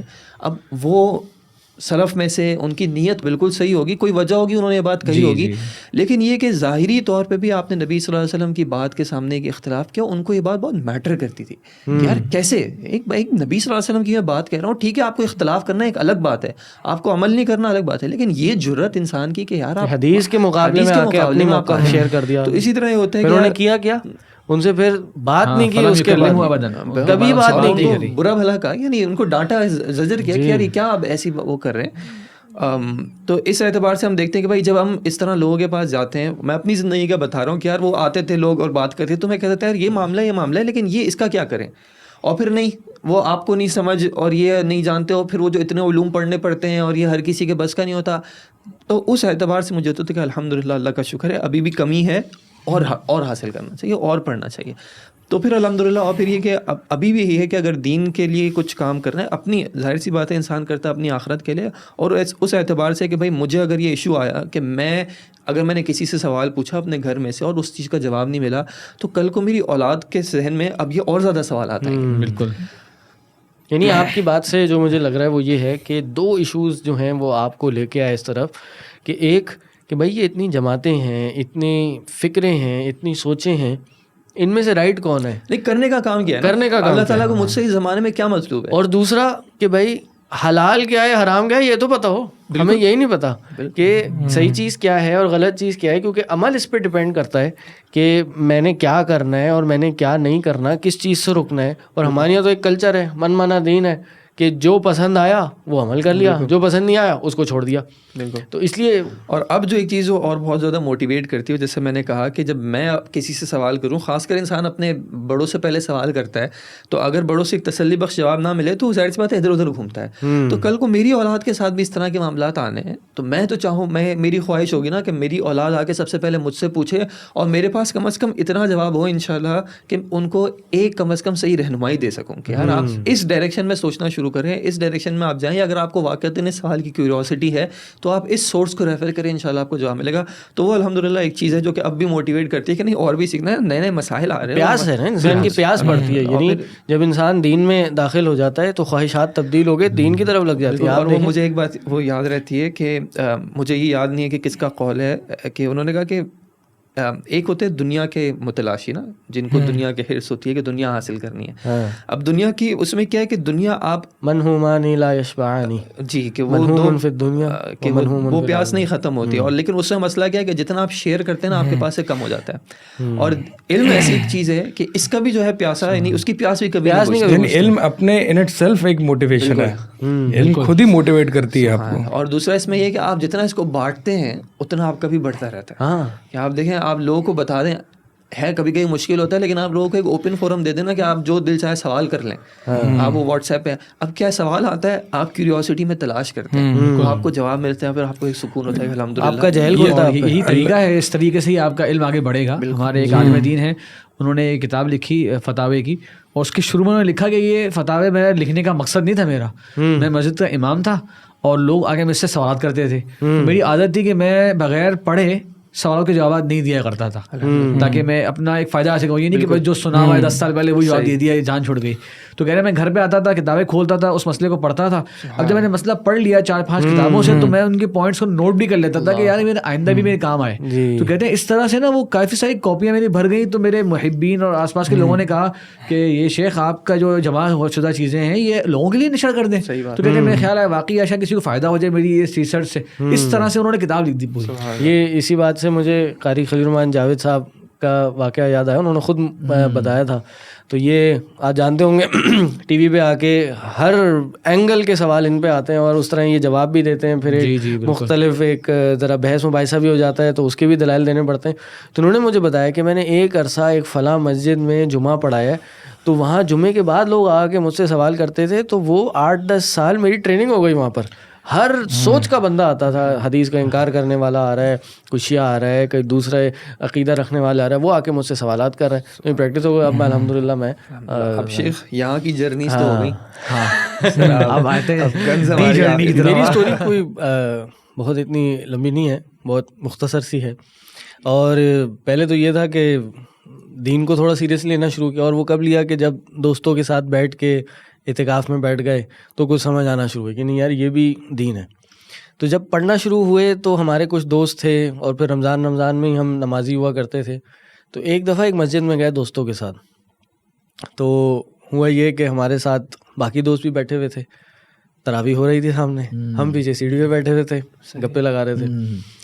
تو ہمارے ایک دوست امام صاحب نے اللہ اکبر کہی, رکوع میں گئے, ہمارے ساتھ ایک دوست تھے, انہوں نے یہاں سے دوڑ لگائی اور وہ بھی دوڑتے دوڑتے ہی نا رکوع میں داخل ہو گئے. ہم یہاں بیٹھ کے تراویح نہیں پڑھ رہے, ہم یہ منظر دیکھ رہے ہیں کہ بھائی یہ کیا ہو رہا ہے. تو نماز پڑھ کے آئے, میں ان سے کہا کہ بھائی یہ آپ نے کیا کرا ہے, صحیح نماز پڑھنی ہے تو بھائی صحیح سے پڑھو, یہ کیا ہو رہا ہے کہ یہاں سے دوڑے اور رکوع میں شامل ہو گئے.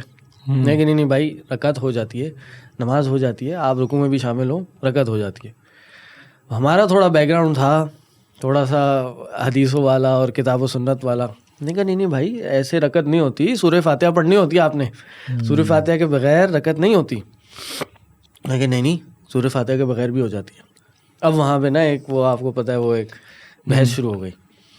اتفاق سے تھوڑی دیر بعد مسجد کے جو مؤذن تھے نا وہ بھی اٹھ کے آ گئے. صحیح. انہوں نے کہا یار ان سے پوچھتے ہیں. تو ان کی داڑھی لمبی ہے, ہاں یہ مؤذن صاحب ہے, ان سے پوچھتے ہیں. دیکھیے جی مؤذن صاحب یہ بتائیں کہ کیا نماز سورہ فاتحہ کے بغیر ہو جاتی ہے؟ ہاں بالکل ہو جاتی ہے, سورہ فاتحہ کوئی ضروری نہیں ہے پڑھنی. اچھا یہیں ہمارے ایک پیچھے دوست تھے, وہ تازہ جامع بکر جانا شروع ہوئے تھے, تو وہ تھوڑا سیریسلی دین پڑھنا شروع ہوئے تھے.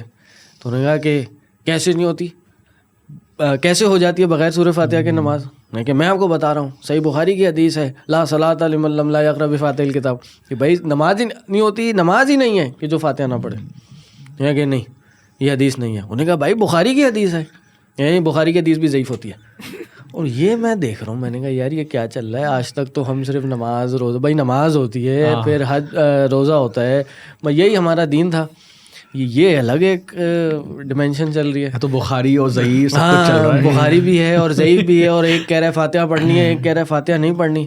تو بس وہاں سے جستجو شروع ہوئی کہ یار اب اگر پڑھنا ہے یا اب اچھا نہیں ابھی بھی نہیں ہوئی, ابھی بھی فارمل پڑھنے کی طرف نہیں آئے, ابھی ذرا وہ فٹ بال بنے رہے.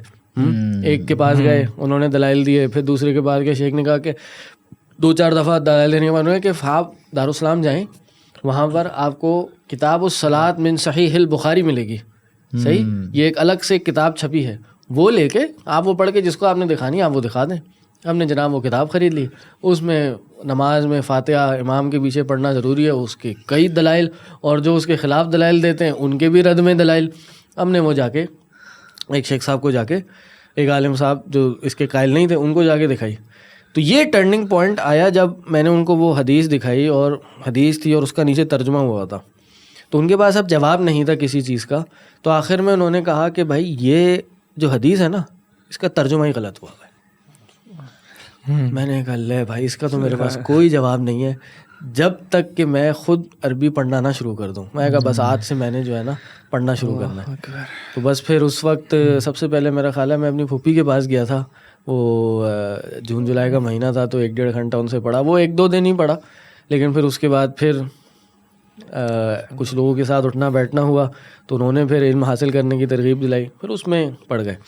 اور سب سے بڑا جو ایک ٹارگیٹ تھا نا وہ یہ تھا کہ یار اتنے فرقے ہیں, یہ فضیلت کی مجھے وہ کوئی اس میں کہ یار بہت فضیلت ہے علم حاصل کرنے کی اور بہت زیادہ ثواب ملتا ہے, یہ اس وقت کوئی کانسیپٹ نہیں تھا.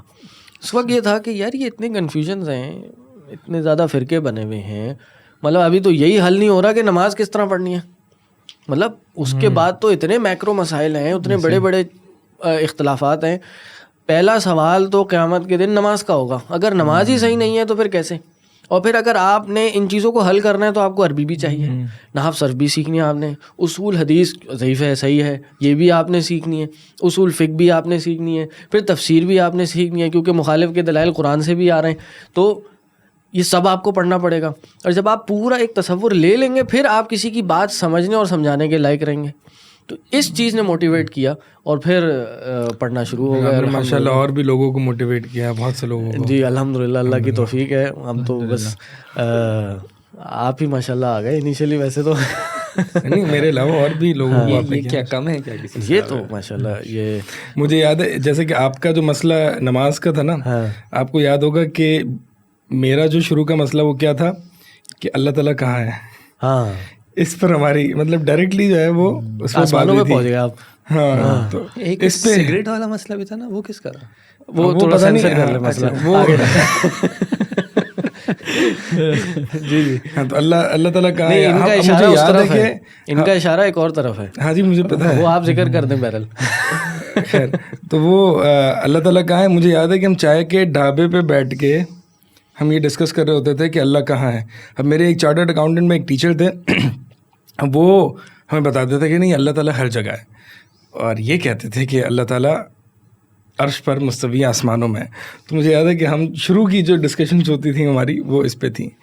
بہرحال کوئی نہ کوئی ٹریگر پوائنٹ ہوتا ہے کہ جہاں پہ انسان یہ سوچنا چاہتا ہے. شیخ دیکھیں زندگی میں اللہ تعالیٰ جو ہے نا, یہ آپ محسوس بھی کریں گے, کہیں نہ کہیں کوئی ایسا پوائنٹ آتا ہے انسان کی زندگی میں جہاں سے اللہ تعالیٰ انسان کو نا دیتا ہے کہ اس کو نا پکڑو اور آگے بڑھو.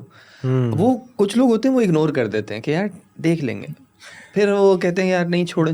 پھر دیکھ بھائی آپ کو اللہ تعالیٰ نے ایک موقع دیا تھا, آپ کو ایک جستجو آئی تھی, اندر سے ایک آواز آئی تھی کہ بھائی اس راستے کے چلو, علم حاصل کرو, لیکن تم نے اس بات کو اگنور کیا, اعراض کیا آپ نے. بالکل. اور یہی ہوا پھر جب میں پڑھنا شروع ہوا, وہی میں نے کہا کہ ایک تو انیشیل ٹریگر اور موٹیویشن ہوتی ہے, پھر ڈیورنگ تعلیم بھی ایک موٹیویشن ہوتی ہے. پھر یہ تھا کہ یار یہ اتنا ذخیرہ ہے علم کا, اتنی حدیث کی کتابیں ہیں, قرآن ہے, یعنی ہم نے, میں بھی پڑھائی میں تو ماشاء اللہ یہ مجھ سے بہت زیادہ بہتر ہیں دنیاوی پڑھائی میں. میں تو بالکل اتنا زیادہ میں پڑھائی میں نہیں تھا, اسپورٹس میں ذرا بہت زیادہ تھا. تو جب پڑھائی کا مجھے شوق آیا تو یہ دین کی پڑھائی کا آیا کہ نہیں یار یہ ہمیں پڑھنا چاہیے.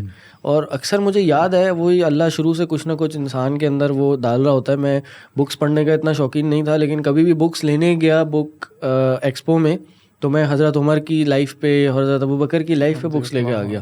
اور مجھے نہیں سمجھ آیا میں کیوں لے کے آیا. تو انہوں نے کہا یار تمہیں یہ بکس پڑھنے کا شوق ہے. میں نے کہا لینے کا شوق ہے, ابھی پڑھنے کا تو ہے نہیں بہرحال. لیکن جب اس میں داخل ہوئے دیکھا یار یہ تو علم کا ایک سمندر ہے اور ہم کورے ہیں, یعنی یہ پورا سمندر ہے, ہمارے پاس تو ایک بوند بھی نہیں ہے, ہم تو دور سے ہی دیکھ رہے ہیں بھائی کچھ نہ کچھ ہوتا ہے. کچھ لوگوں کو نا ڈی موٹیویٹ کر جاتی ہے, حالانکہ یہ تو ایک موٹیویشن کی بات ہے کہ یار اتنے مراحل ہیں, آپ چلتے جائیں, اللہ تعالیٰ آپ کو زندگی بھر, جیسے نا کہ یہ کوئی, آپ نے بھی کہا تھا نا کوئی سند, یہ اینڈ نہیں ہے کہ بھائی یہاں تک بس مجھے پہنچنا ہے, میرا سارا علم آ گیا. یہ تو زندگی بھر کی ایک طلب ہے. بالکل. کچھ لوگ اس سے ڈی موٹیویٹ ہو جاتے ہیں, یار نہیں کوئی ایسا ہونا 1 سال کے اندر ہو جائے, 5 سال کے اندر بس ختم ہو جائے.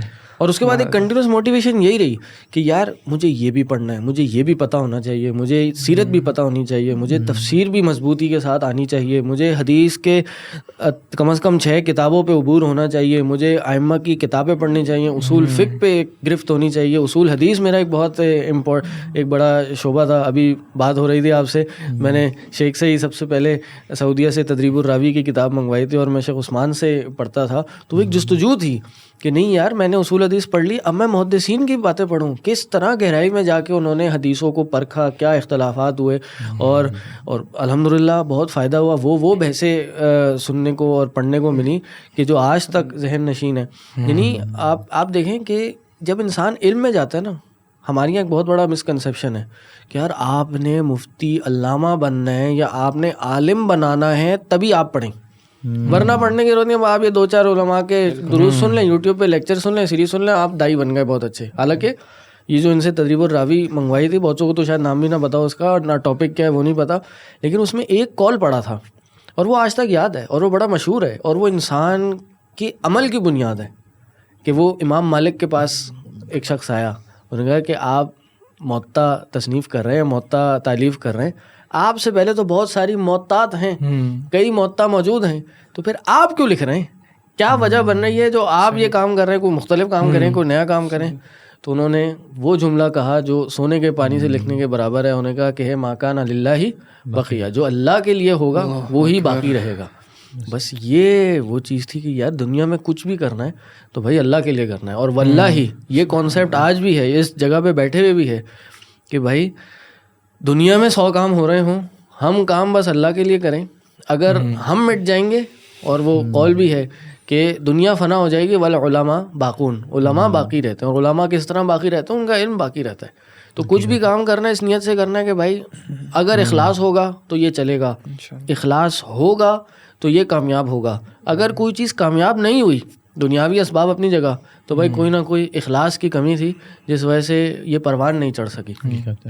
تو اس نے الحمدللہ علم نے ہمیں, اور میں ایک اور بات بتاؤں, میں نے بہرحال میری بات لمبی ہو رہی ہے, آپ لوگ بڑے صبر کے ساتھ سن رہے ہیں, ہمیں عادت ہے. ہاں چلیں. ویسے آپ کی اسٹوری شروع میں مختصر تھی. ہاں نہیں, یہ اسٹوری ابھی اختصار ہی ہے. آپ کے لقمے کہاں ہیں؟ میں ایک بات یہ بھی کہوں گا کہ علم اصل میں یہ علم جو ہے نا اس کی بہت برکتیں ہیں. جیسے انہوں نے کہا کہ جب میں پڑھنے گیا تو میرا دماغ کھلنا شروع ہوا اور میں نے اس کو گریب کرنا شروع کیا. تو میں یہ سمجھتا ہوں ہر انسان میں خامیاں ہوتی ہیں. میرے میں بھی کئی خامیاں تھیں, شاید دوسروں کے مقابلے میں بہت زیادہ تھیں. پرسنالٹی کافی ایشوز تھے, ابھی بھی ہوں گے یقیناً اور ہیں بھی. تو جب بھی میں نے علم پڑھا تو علم نے مجھے بہت زیادہ ہمبل کیا, علم نے مجھے بہت زیادہ ادب سکھائے, مجھے علم نے بہت زیادہ صبر عطا کیا کہ یار دنیا میں بہت سی ایسی چیزیں ہیں جو آپ کو نہیں پتہ. ہر چیز میں آپ چیمپئن نہیں ہیں, بالکل ہر چیز میں آپ صحیح نہیں ہیں. بہت سے ایسے پیراڈائم ہیں, بہت سے ایسے ایونیوز ہیں جس کا آپ کو خبر بھی نہیں ہے, اور پڑھ کے بھی آپ کو یاد نہیں رہتا, پڑھ کے بھی یاد نہیں رہ سکتا. اور اگر کوئی آپ کے سامنے بیٹھا ہے, وہ آپ کو سکھانے کے لیے بیٹھا ہے, تو بھائی وہ آپ سے کئی درجے بڑا ہے اور آپ کو صبر کر کے اس کے پاس جانا ہوگا. یہ میں نے الحمدللہ یہ علم نے مجھے سکھایا ایک عرصے میں, اور یہ ایک دن میں نہیں آتا. یہ ہچکولے مارتے ہوئے اور جمپے مارتے ہوئے یہ جو علم سیکھتے ہیں یہ ان میں نہیں آتی باتیں, لیکن جو ایک وقت لگاتے ہیں صبر کے ساتھ, وہ پھر صبر انسان کی اندر آ جاتا ہے اور پھر انسان کو وہ ہر چیز میں کنسسٹنسی عطا کرتا ہے. نہیں یار میں ٹھہراؤ پیدا ہو جاتا ہے انسان کی شخصیت میں. تو میں دیکھتا ہوں کہ واللہ اگر میں علم کے ساتھ نہیں جڑا ہوتا تو میں شاید بہت خطرناک آدمی ہوتا, میں بڑا برا آدمی ہوتا, بہت برا. تو یہ علم کی برکت ہے کہ یہ انسان کو ڈائریکشن دے دیتی ہے. بالکل بالکل. تو بس یہ علم ہی ہے, یعنی اس کی جو فضیلت ہے, ایسی تو نہیں کہہ دیا کہ یہ علماء جو علم ہے یہ نبی علیہ السلام کی میراث ہے. تو نبی علیہ السلام اگر کچھ چھوڑ کے گئے ہیں تو بھائی یہ ورثہ ہے. یعنی نبی علیہ السلام کے نے فرمایا ان الانبیاء لم یورثوا درہما ولا دینارا, کہ انبیاء جو ہیں وہ درہم اور دینار ورثے میں نہیں چھوڑ کے جاتے, ولکن ورثوا العلم, وہ علم چھوڑ کے جاتے ہیں. فمن اخذہ اخذ بحظ وافر, جس نے یہ علم لے لیا اس نے ایک بہت بڑا حصہ لے لیا. تو علم کی فضائل میں کوئی کمی نہیں ہے. اسی سے ایک پوائنٹ آپ کا ذہن میں آ رہا ہے میرے کہ جیسے آپ نے کہا نا کہ یہ علماء کی انبیاء کرام کی وراثت ہے, اس طرح یہ سیم بات یہ بھی انسان ایک حدیث بڑی وہ الارمنگ بھی ہے. فرمایا اللہ کے نبی صلی اللہ علیہ وسلم نے من یرید اللہ بہ خیرا یفقہہ فی الدین. سبحان اللہ. یہ جس سے اللہ تبارک و تعالیٰ بھلائی کا ارادہ چاہتے ہیں اسے دین کی فقاہت دے دیتے ہیں. کوئی فقہ سے یہ دین کی عام فہم ہے, یعنی دین کی صحیح انڈرسٹینڈنگ ہے. تو شیخ ابن باز رحمہ اللہ کا ایک قول ہے, وہ یہ کہتے ہیں کہ اس حدیث کا مفہوم بھی ہے. ہمارے یعنی کہ طلبہ جانتے ہیں ایک ہوتا ہے منطوق, ایک ہوتا ہے مفہوم. منطوق جو اس کا ڈائریکٹ ورڈز کہہ رہے ہیں, ایک اس کا مفہوم جو اس سے بات سمجھ میں آ رہی ہے کہ اگر کسی کو دین کی صحیح فہم نہیں ملی ہوئی, دین کے علم سے وہ بہرور نہیں ہوا ہوا, تو گویا اللہ نے اس سے خیر کا ارادہ نہیں چاہا. اور یہ مطلب اس لیے نہیں مطلب کوئی سمجھے کہ یار اس کا مطلب یہ کہ آپ کو عالم بننا ضروری نہیں. پھر ہم اگین اس پر آئیں گے کہ آپ کو دین کا علم حاصل کرنا ضروری ہے, اور اگر آپ اس راستے پہ چلے ہوئے نا تو اس پہ اللہ کا بہت شکر ادا کریں کہ یہ اللہ تعالیٰ کے آپ کے ساتھ بھلائی کا ارادہ فرمایا ہے, تبھی آپ کو اس راستے کی توفیق دی ہے. اور اس کے لیے کوئی بنا کہ وہ ڈگریز اور سال وغیرہ وہ نہ سوچیں.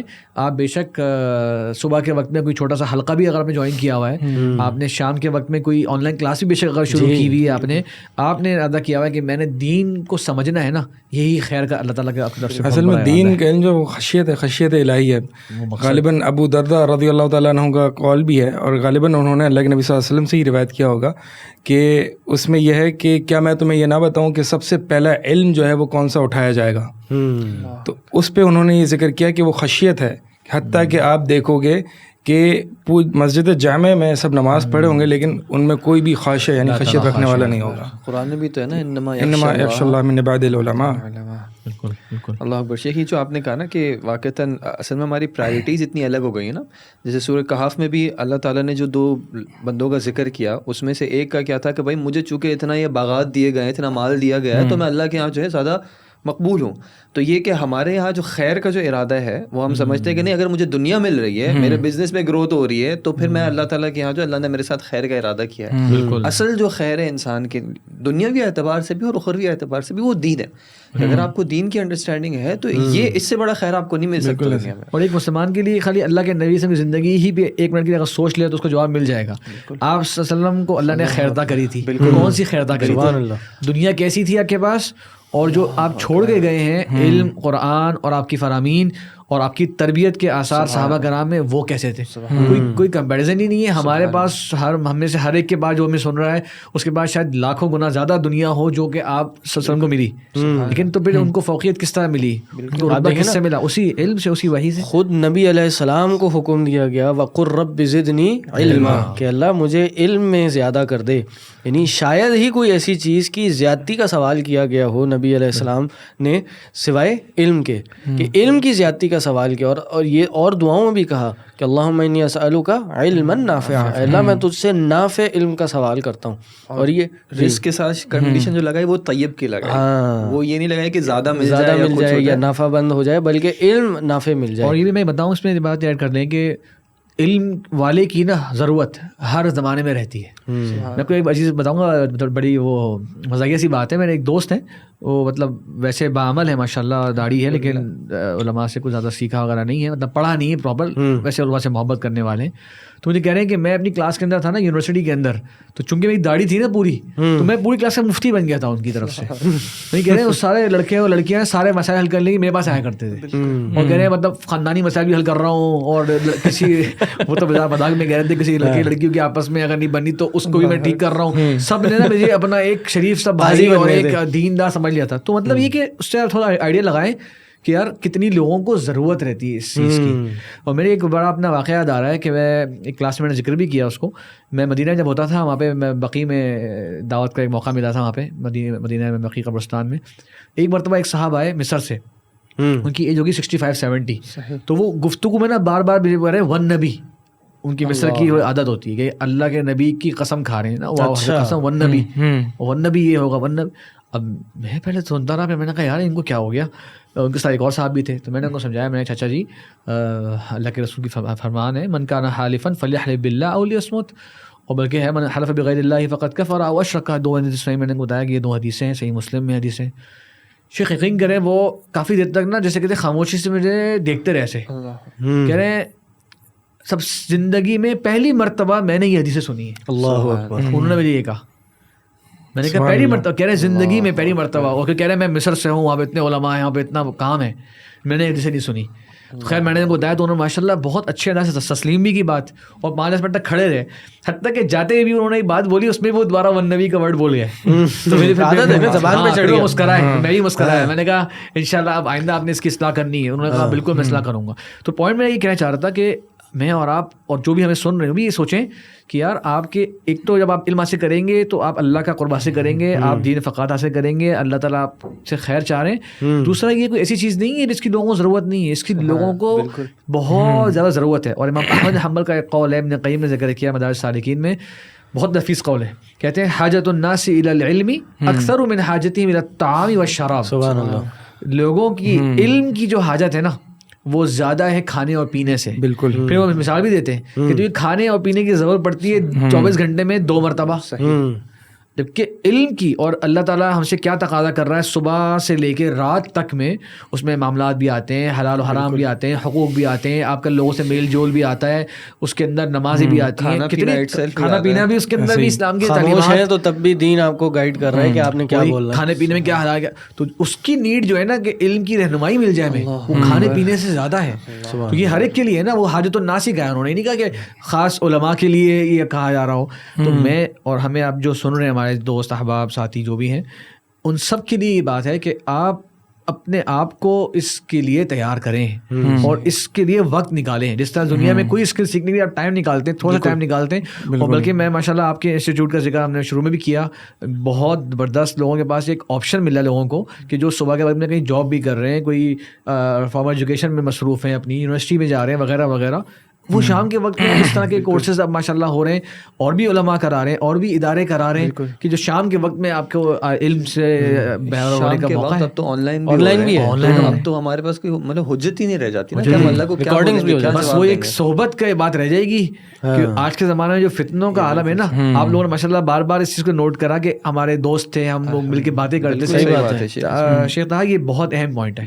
جنہیں یہ چیزیں نہیں ملی ہوتی نا, ان کے لڑکنے کے چانسز ہی بڑھتے آتے ہے. صحیح بات. اور ایسا ہوتا ہے صحبت کہ حتیٰ کہ دین پہ آنے کے بعد اگر وہ اپنی کمپنی نہیں بدلتے نا تو یہ ایسا ہوتا ہے کہ وہ واپس پھر جو ہے وہ موبائلز آنے کے بعد کمپنی کی ضرورت لوگ محسوس کم کرنا شروع ہو گئے. موبائل لگتا ہے بھائی کمپنی یہیں سر ہے. نہیں بھائی, آپ کو اپنے آس پاس پھر بھی نیک اچھے طلبہ یا نیک اچھے مسلمانوں کی ضرورت پڑے گی. اور خاص طور میں یہاں پہ ریکمنڈ ضرور کروں گا کہ اپنے دائرے کے اندر جو علماء ہیں, جو اس فیلڈ میں کئی سال گزار چکے ہیں, جو سینئر علماء ہیں, ان کے ساتھ ضرور رابطہ قائم کریے. اور بہت اہم بات آپ نے ذکر کی تھی کہ آپ کو ان کے مزاج کے مطابق ہونا پڑے گا.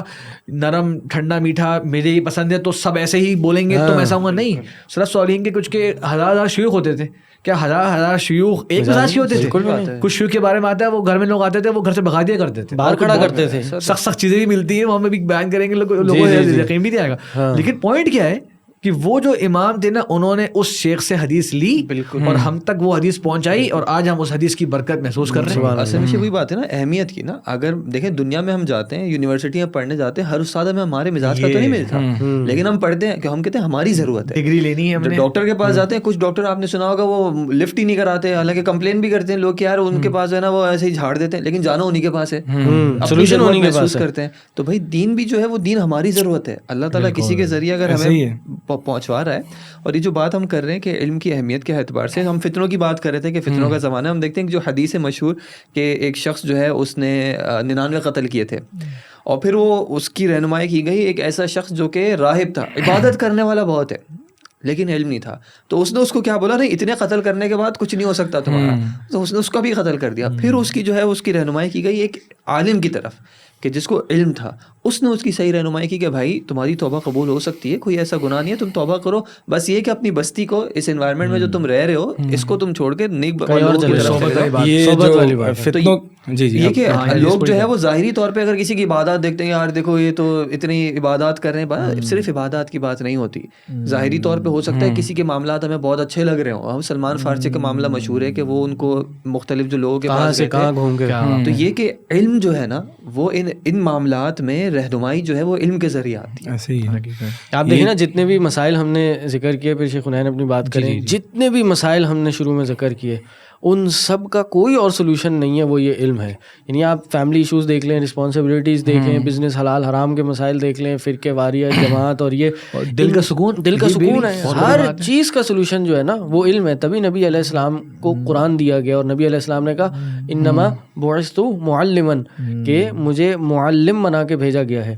اور تو معلم کیوں بنا کے بھیجا گیا؟ تاکہ لوگوں کو تعلیم دی جائے. آپ کچھ کہہ رہے تھے. بالکل آپ کی بات کو میں سپورٹ بلکہ یہی بات میں کچھ کہہ رہا تھا کہ دین میں جو بنیادی جو گمراہی کے اسباب ہیں وہ بنیادی طور پر دو ہی ہیں, ایک شکوک شبہات ہیں, اور دوسرے جو ہیں وہ شہوات ہیں, ڈیزائرز اینڈ ڈاؤٹس. تو یہ جو ڈاؤٹس آتے ہیں اس کا حل کیا ہے؟ اس کا حل یقین ہے. اور یقین کیسا آتا ہے؟ علم کے ذریعے آتا ہے. اللہ تعالیٰ نے انہی دو شبہات کو, انہی دو مسائل کو کیٹر کرنے کے لیے اللہ تعالیٰ نے فرمایا وَجَعَلْنَا مِنْهُمْ أَئِمَّةً يَهْدُونَ بِأَمْرِنَا لَمَّا صَبَرُوا وَكَانُوا بِآيَاتِنَا يُوقِنُونَ. صبر اور یقین, ٹھیک ہے. یہ صبر یہ خواہشات یعنی یہ ڈیزائرز کے اگینسٹ ہے. تو خواہشات کا حل کیا ہے؟ صبر. اور لما کانوا بآیاتنا یوقنون, یقین کس کا حل ہے؟ ڈاؤٹس کا ہے.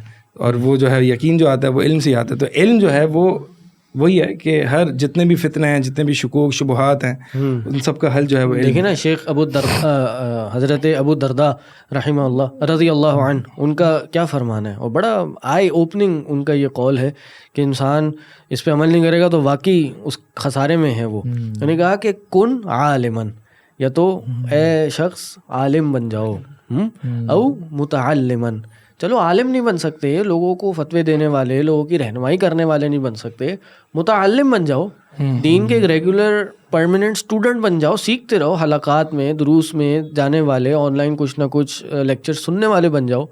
کہا اگر یہ بھی نہیں بن سکتے مستمعن, سننے والے بن جاؤ, کہ صرف کبھی کبھار ایک اپنے آپ کو علماء کی محفلوں میں لے جایا کرو اور ان کی باتیں سنا کرو, علماء کا کلام سنا کرو.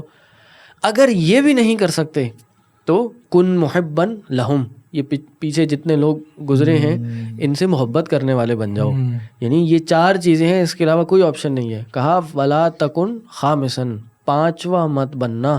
کیوں؟ اگر پانچواں تم کچھ بھی بن گئے فتہلک, تو تم ہلاک ہو جاؤ گے.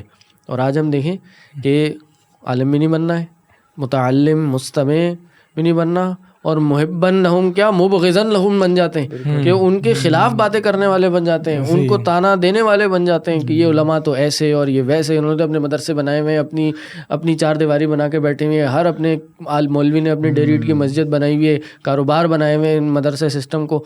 آپ دیکھیں کہ ابو درداء نے کہا کہ پانچویں چیز جو ہے وہ نہ ہونا، تم ہلاک ہو جاؤ گے۔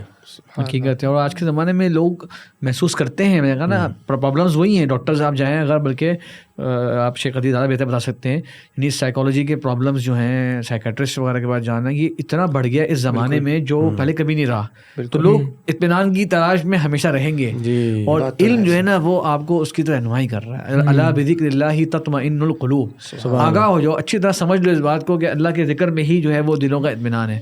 وہ جو قرآن کی آیت ہے ما انزلنا علیک القرآن لتشقی، کہ اللہ تعالیٰ نے فرمایا کہ ہم نے، اللہ تعالیٰ نے اپنے نبی فرمایا کہ ہم نے اس قرآن کو اس لیے نازل نہیں کیا کہ آپ جو ہے اس کی وجہ سے تنگ دل ہو، بلکہ یہ تو دلوں کو فرحت بخشنے والا، یہ تو دلوں کو سکون دینے والا۔ تو قرآن کی طرف ماشاءاللہ لوگوں کے مشاہدے میں لوگ آتے بھی ہیں، جو قرآن کی طرف جب آئے ان کی زندگی اور بہتر ہوئی، ان کی زندگی میں سکون آیا، راحت آئی، ان کے تعلقات بہتر ہوئے لوگوں سے۔ تو یہ ہر بندے کی نیڈ ہے، ہر بندہ چاہتا ہے کہ اس کی زندگی میں ایک آسانیاں بھی آئیں، سولوشنز بھی آئیں۔ تو بس یہ اسٹیپ آپ نے لینا ہے، بس بات یہ کہ آپ آئیں اس طرف اور اس ضرورت کو محسوس کریں کہ اس فتنوں کے دور میں بچاؤ کا جو طریقہ ہے نا وہ یہ ہے، اور وہ علماء کی صحبت اختیار کرنا ہے۔ اور قرآن نے اس کی امام بخاری بھی کہتے ہیں نا، امام بخاری نے اپنی صحیح بخاری میں چیپٹر باندھا کہ باب العلم قبل القول والعمل، کہ علم کا جو چیپٹر ہے وہ کسی قول، عمل، کام کرنے، کہنے، کر سکنے سے پہلے ہے۔ سب سے پہلے آپ علم حاصل کرو، اور وہ دلیل دی قرآن کی آیت سے فَاعْلَمْ أَنَّهُ لَا إِلَهَ إِلَّا اللَّهُ، کہ توحید سے بھی پہلے، ایمان عقیدے سے بھی پہلے کیا چیز آتی ہے؟ علم آتی ہے، کیونکہ آپ کو علم آتا ہے تو آپ توحید پہ آتے ہیں نا، اللہ کو پہچانتے ہیں۔ یہ ایک اور فتنوں سے بچنے کے لیے جیسے کہ شیخ فراز کہہ رہے تھے کہ علم جو ہے وہ بہت ضروری ہے۔ ایک حدیث یاد آئی، اس میں دجال جب آئے گا تو مدینہ کے آس پاس، مدینہ میں تو داخل نہیں ہو سکے گا، مدینہ کے آس پاس جو ہے وہ پڑاؤ ڈالے گا، تو بہترین شخص، اللہ کے نبی صلی اللہ علیہ وسلم نے فرمایا بہترین شخص دجال کے پاس آئے گا اور کہے گا کہ میں گواہی دیتا ہوں کہ انک الدجال الذی حدثنا عنک رسول اللہ صلی اللہ علیہ وسلم، کہ میں گواہی دیتا ہوں تو ہی دجال ہے جس کے بارے میں مجھے رسول اللہ صلی اللہ علیہ وسلم نے کی حدیث پہنچی تھی، حدیث میں نے سنی تھی۔ تو دجال کہے گا کہ اگر میں تجھے 20 سے کاٹ دوں اور پھر دوبارہ سے زندہ کر دوں تو پھر تجھے یقین ہو جائے گا کہ میں تیرا رب ہوں، کہاں مجھے یقین ہو جائے گا۔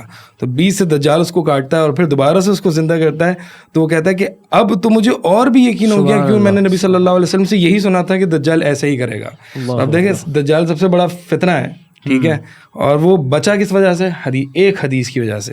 اب دیکھیں نا امام حسن بصری رحمہ اللہ کا یہی تو فرمان ہے، کہا کہ ان الفتنہ اذا اقبلت عرفہا کل عالم، کہ فتنے جب سامنے آتے ہیں، ابھی نئے نئے ہوتے ہیں تو عالم، ہر عالم اس کو پہچان لیتا ہے۔ وَإِذَا أَدْبَرَتْ عَرَفَهَا كُلُّ جاہل، کہ جب یہ فتنے لوٹ کے جب پہنچتے ہیں، لوگوں میں اپنا نقصان کر دیتے ہیں، ان کا عقیدہ بگاڑ دیتے ہیں، ایمان ختم کر دیتے ہیں، پھر ایک جاہل پہچانتے ہیں ہاں یار واقعی یہ تو ایک فتنہ تھا۔ تو ویلیو نہیں رہتی نا وہ آج کا، جیسے وہ حدیث ہے نا کہ آخرت کے قرب میں جو ہے اللہ تعالیٰ علم اٹھا لے گا، اور وہ علم اٹھا لینے کی صورت کیا ہوگی؟ نبی صلی اللہ علیہ وسلم نے کیا کہا کہ علماء جو ہیں وہ اللہ تعالیٰ ان کو اٹھا لے گا، اور پھر لوگ کیا کریں گے کہ پھر جو علماء ہیں ان کو اپنا ائمہ بنا لیں گے، تو وہ خود بھی گمراہ ہوں گے اور دوسروں کو بھی گمراہ کریں۔ تو ابھی جب علماء ہیں الحمدللہ، ابھی جب علم موجود ہے، ہم اس کو اہمیت نہیں دے پا رہے، بلکہ یہ بھی ریئلائز نہیں کر پا رہے کہ علماء بڑی تیزی سے اس دنیا سے رخصت ہوئے چلے جا رہے ہیں۔ پچھلے 2 سال میں جتنے علماء اس دنیا سے گئے ہیں، میں نے اپنی مختصر زندگی میں کبھی نہیں دیکھا کہ اتنے علماء اتنی تیزی سے، یعنی کووڈ کا سال تھا، واللہ بڑا خوفناک وہ 2 مہینے تھے کہ ہر روز اٹھتے تھے تو یہ ہوتا تھا یار آج کس کی خبر آئے گی، آج کس عالم کی موت کے بارے میں ہمیں سننے کو ملے گا۔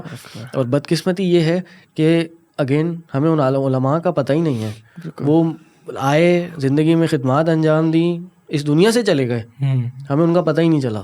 اتنی بے بسی ہے ہماری، اور اتنی کہہ لیجیے کہ نالائکی ہے ہماری کہ ہم اپنے اس ورثے کو، جو علماء میراث ہیں انبیاء کی، اس کو ہی ہم نہیں پہچان پاتے۔ تو بہرحال میرا خیال ہے یہاں پہ ہم اپنی اس پوڈ کاسٹ کو، آج کی گفتگو کو اینڈ کریں گے۔ الحمدللہ بہت فائدہ ہوا آج کی گفتگو میں۔ بنیادی طور پہ ہم نے یہی ڈسکس کیا کہ اتنے مسائل ہیں، اتنے فتنے ہیں، اتنے چیلنجز ہیں، اتنی مشکلات ہیں، ان سب کا جو حل ہے وہ علم ہے۔ یعنی آخر علم ہی کیوں، اور اس کی وجہ یہ ہے کہ انسان کو زندگی میں اگر کچھ بھی حاصل کرنا ہے، کچھ بھی پانا ہے اور ان مسائل کا سامنا کرنا ہے تو بھائی علم کے ساتھ اپنے آپ کو جوڑ لے، علم کو مضبوطی سے تھام لے. ہر کام سے پہلے علم ہے. اللہ سے دعا ہے کہ اللہ تعالیٰ ہمیں علم کے ساتھ جوڑے رکھے، اللہ تعالیٰ ہمیں اہل علم کے ساتھ جوڑ دے، اہل علم کی محبت ہمارے دلوں میں ڈال دے، اللہ تعالیٰ ہمارے دلوں میں علم راسخ کر دے، اللہ تعالیٰ ہمیں فتنوں سے بچائے، اللہ تعالیٰ ہمیں صحیح قرآن و سنت کے منہج پہ چلنے کی توفیق عطا کرے. وآخر الدعوانا ان الحمد للہ رب العالمین. سبحانک اللہم و بحمدک، اشہد ان لا الہ الا انت، استغفرک و اتوب الیک. السلام علیکم و رحمۃ اللہ وبرکاتہ. وعلیکم السلام ورحمۃ اللہ وبرکاتہ.